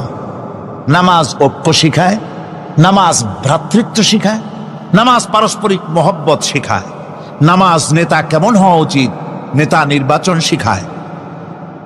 আবার নেতা ভুল করলে তার ভুল বলা যাবে না, এরকম হতে পারবে না। নামাজের ভিতরে ইমাম যদি ভুল করলেন, আপনি লোকমা দিবেন, সুবহানাল্লাহ, আল্লাহু আকবার বলবেন। যদি তিনি সংশোধন না হলেন আবার দেন, তাতেও সংশোধন হলো না আবার দেন। 3 বার লোকমা দেওয়ার পর যদি ভুল সংশোধন না করে নামাজ ছেড়ে দেন, ইমামকে বের করে দেন, নতুন ইমাম নিয়োগ করেন। যারা ক্ষমতায় যাবে, আপনি রাষ্ট্রের ইমাম যারে বানাবেন, সেই রাষ্ট্রীয় ইমাম যদি জনগণের ইচ্ছার বিরুদ্ধে যদি চলে, 1 বার লোকমান দেন, 2 বার লোকমান দেন, 3 বার দেন, তারপরেও যদি না নামে, ঘাট ধরে নামে না। নামাজ আপনাকে নেতা নির্বাচন, নেতাকে প্রতিষ্ঠিত রাখা, নেতার আনুগত্য আপনাকে শেখায়। নামাজ লাইন সোজা করে দাঁড়াতে হবে। লাইন যদি বাঁকা করেন, আপনার কলজেটা ওরকম বাঁকা হয়ে যাবে। নাউযুবিল্লাহ। নামাজের কাতারে যার কারণে নামাজের কাতার বাঁকা হবে, পুরা কাতারের জন্য আল্লাহর কাছে ওই লোকটা দায়ী হয়ে যাবে। নামাজ শৃঙ্খলা শিখায়। সুবহানাল্লাহ কইতে ইচ্ছা করে না? নামাজ শৃঙ্খলা শিখায়, শৃঙ্খলা বোধ শিখায়, সোজা হয়ে দাঁড়ায়। তারপরে ঐক্য এবং মহব্বত শিখায়। নামাজের ভিতরে যখন দাঁড়ায় গেলেন, আমির দাঁড়ালো, ফকির দাঁড়ালো, মন্ত্রী দাঁড়ালো, তার ড্রাইভারও দাঁড়ায় গেল, একই কাতারে দাঁড়ায় গেছে। নামাজ পড়তে গিয়ে ড্রাইভারের পাও গিয়ে লেগেছে মন্ত্রীর গায়ে। নামাজ শেষ হওয়ার পর মন্ত্রীর বাবার ক্ষমতা নাই এ কথা বলার যে, বেটা ড্রাইভার সলিমদ্দি, তোর পাও লেগেছে আমার পায়ে, তোর চাকরি সুদ্ধা দোজকে পাঠায় দেব। পারবে বলতে? পারবে না। মিয়া মন্ত্রী সাহেব, এটা তোমার সেক্রেটারিয়েট না, এটা আল্লাহর ঘর। এটা কার ঘর? এক হি সব মে খড়ে হো গয়ে মাহমুদ ও আয়াজ, এক হি সব মে খড়ে হো গয়ে महमूद आयाज, न कोई बंदा रहा न कोई बंदा नवाज। একই কাতারে দাঁড়িয়ে গেছে সম্রাট মাহমুদ আর চাকর আয়াজ। এখন সম্রাট মাহমুদও নাই, চাকর আয়াজও নাই। সম্রাট আর চাকর দুজনই আল্লাহ পাকের গোলাম হয়ে গিয়েছে। তুমি মসজিদে এসেছো, তুমি আল্লাহর গোলাম।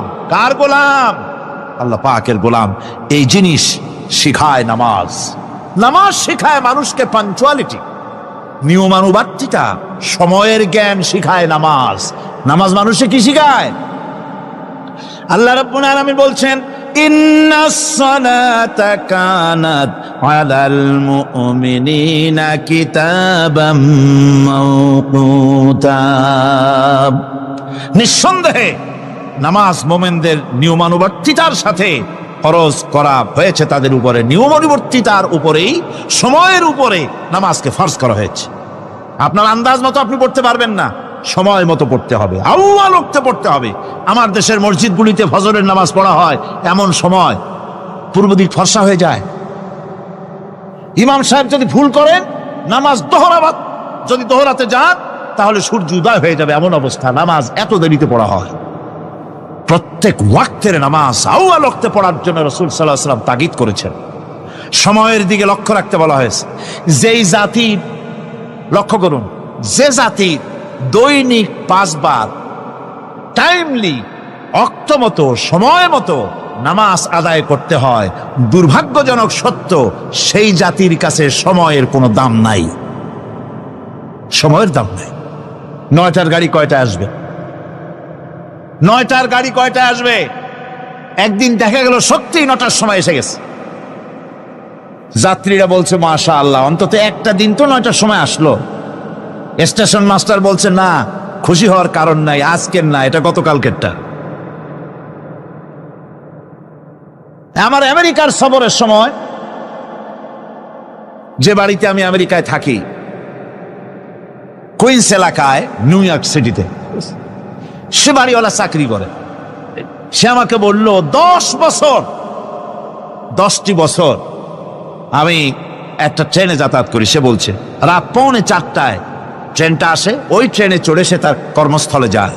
বলল 10টা বছর আমি এখানে আছি, 10 বছরের ভিতরে এই ট্রেনটা 1 মিনিটের জন্য এদিক ওদিক করলো না, ঠিক 3:45 এসে হাজির হয়ে গেছে। ঝড় হোক, বৃষ্টি হোক, স্নো পড়ুক, বরফ পড়ুক, টাইমলি চলতেছে। দুনিয়ায় ভিন্ন জাতিরা যে উন্নতি করে তার পেছনে সময়ের জ্ঞান তাদের অনেক বেশি আমাদের থেকে, কথা ঠিক কিনা? আমাদের সময়ের জ্ঞান নাই, সময়ের কোনো মূল্য আমরা দেই না। 2টার সময় মিটিং হবে, মন্ত্রী সাহেব আসেন 5টার সময়, ঠিক কিনা? বক্তৃতার জন্য সময় দেওয়া হয়েছে 20 মিনিট, নাহমাদু অনুসল্লি আলা কইয়া সুর দিয়া 35 মিনিট গেছে নাহমাদু কইতে কইতে। সময় 20 মিনিট, তার মনেই নেই। এই যে সময়ের জ্ঞান নাই, এটা ব্যর্থতা। নামাজ মানুষকে সময়ের জ্ঞান শিখায়, কোন আলহামদুলিল্লাহ। এই সময়ের জ্ঞান আমাদেরকে শিখতে হবে। এবার আমি আপনাদের সামনে বলতে চাই, আল্লাহর নবী জনাবে মুহাম্মদ রাসূলুল্লাহ সাল্লাল্লাহু আলাইহি ওয়াসাল্লাম নামাজের ব্যাপারে কি বলছেন। এতক্ষণ তো আল্লাহর কথা শোনালাম, কার কথা শোনাইছে? আমার আল্লাহর নবী বলেন, নবীকে প্রশ্ন করা হলো, ইয়া রাসূলুল্লাহ আইয়ু শাইইন আহাব্বু ইনদাল্লাহি ফিল ইসলাম, ইসলামের মধ্যে আল্লাহর কাছে কোন জিনিসটা বেশি প্রিয়? আল্লাহর কাছে ইসলামের কোন জিনিসটা বেশি প্রিয়? হুজুর বললেন, as-salatu liwaqtiha, মান তারাকা সালাতান ফালা দীন লাহু ওয়াস-সালাতু ইমাদুদ্দিন। আল্লাহর কাছে সবচাইতে বেশি প্রিয় হচ্ছে নামাজ। সবচাইতে প্রিয় কি? নামাজ। ওয়াক্ত মতো নামাজ আদায় করা আল্লাহ পাকের বেশি প্রিয়। আর এই নামাজ হচ্ছে দ্বীনের খুঁটি। এটা দ্বীনের কি? খুঁটি। এই যে খুঁটিগুলো আছে, খুঁটিগুলো ফালাই দিলে তারপরে আপনার এই প্যান্ডেল থাকবে? থাকবে না। বিল্ডিং এর পিলার ভেঙে দেন, বিল্ডিং টিকবে? ঘরের খুঁটিগুলি উড়ায় ফেলেন, ঘর টিকবে? টিকবে না। দ্বীনের খুঁটি হচ্ছে নামাজ। লা দীনা লিমান লা সালাতা লাহু, যার কাছে দ্বীন নাই, যার কাছে নামাজ নাই, তার কাছে কি নাই? দ্বীন নাই, ঈমান নাই। আল্লাহর নবী বলেছেন, ওয়ান জাবিরিন রাদিয়াল্লাহু তাআলা আনহু قال قال رسول الله صلى الله عليه وسلم بين العبد وبين الكفر ترك الصلاة। আল্লাহ পাকের নবী বলেন, আল্লাহর বান্দার মুমিন, আল্লাহর বান্দার কাফের, দুইজনের মধ্যে পার্থক্য হলো, যে ব্যক্তি নামাজ পড়ে সে আল্লাহর গোলাম, যে নামাজ পড়ে না সে কাফের হয়ে গেল। যে নামাজ পড়লো না সে কাফের হয়ে গেল। মান তারাকা সালাতান মুতাআম্মিদান ফাকাদ কাফারা, যে ব্যক্তি ইচ্ছে করে নামাজ ছেড়ে দিল সে কাফের হয়ে গেল। বলেন নাউযুবিল্লাহি মিন যালিক। এই জন্য নামাজ আদায় করা বাধ্যতামূলক প্রত্যেকটি মুসলমানের জন্য। রাসূল করিম সাল্লাল্লাহু আলাইহি ওয়াসাল্লাম একটা দৃষ্টান্ত দিয়েছেন, কারো বাড়ির সামনে যদি একটা নাহার থাকে, একটা পুকুর থাকে, একটা খাল থাকে প্রবাহিত, এতে যদি ওই বাড়িওয়ালা দৈনিক 5 বার গোসল করে, তাহলে তার গায়ে কি কোনো ময়লা থাকে?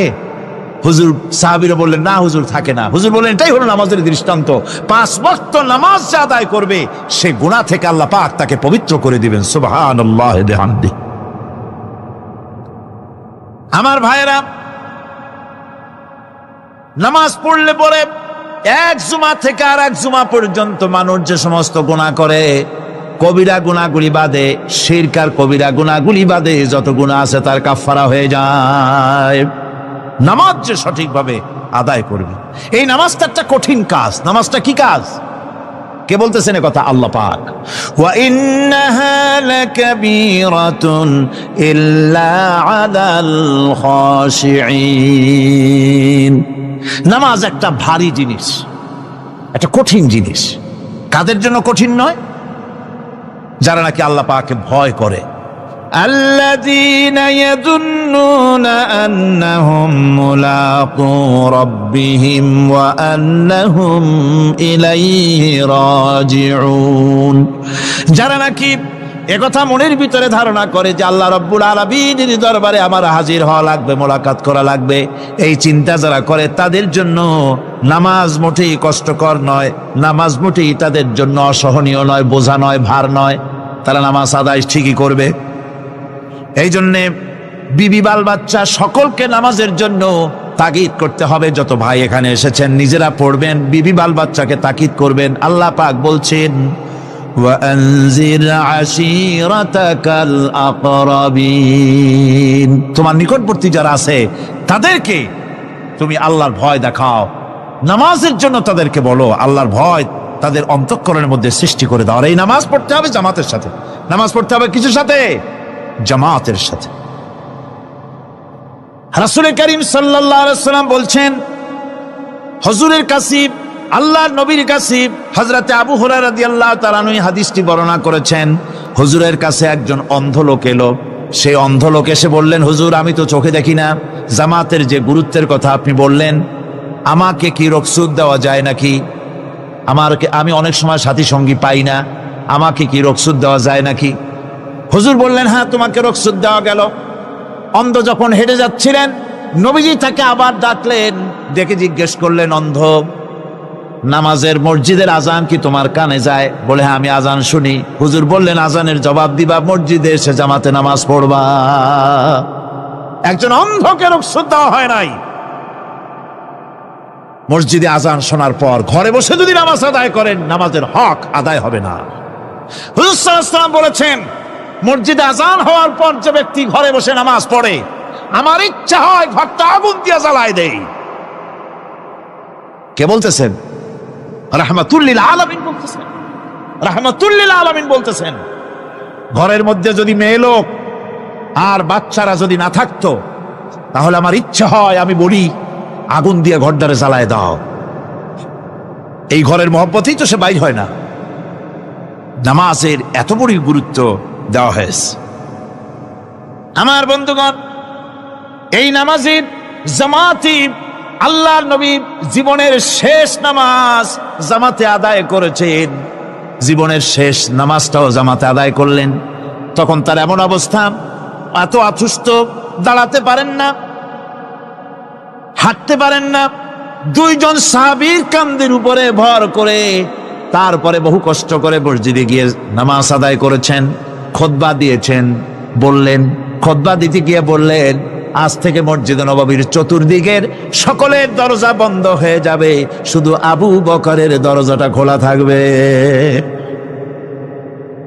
আল্লাহর নবী বললেন, আল্লাহ রাব্বুল আলামিন এই পৃথিবীতে তার এক বান্দাকে জাগতিক সব সম্পদ দিতে চেয়েছিলেন, কিন্তু সে বান্দা সব জাগতিক সম্পদকে উপেক্ষা করে মাবুদের সঙ্গে দেখা করা বেশি জরুরি, বেশি পছন্দ মনে করেছেন।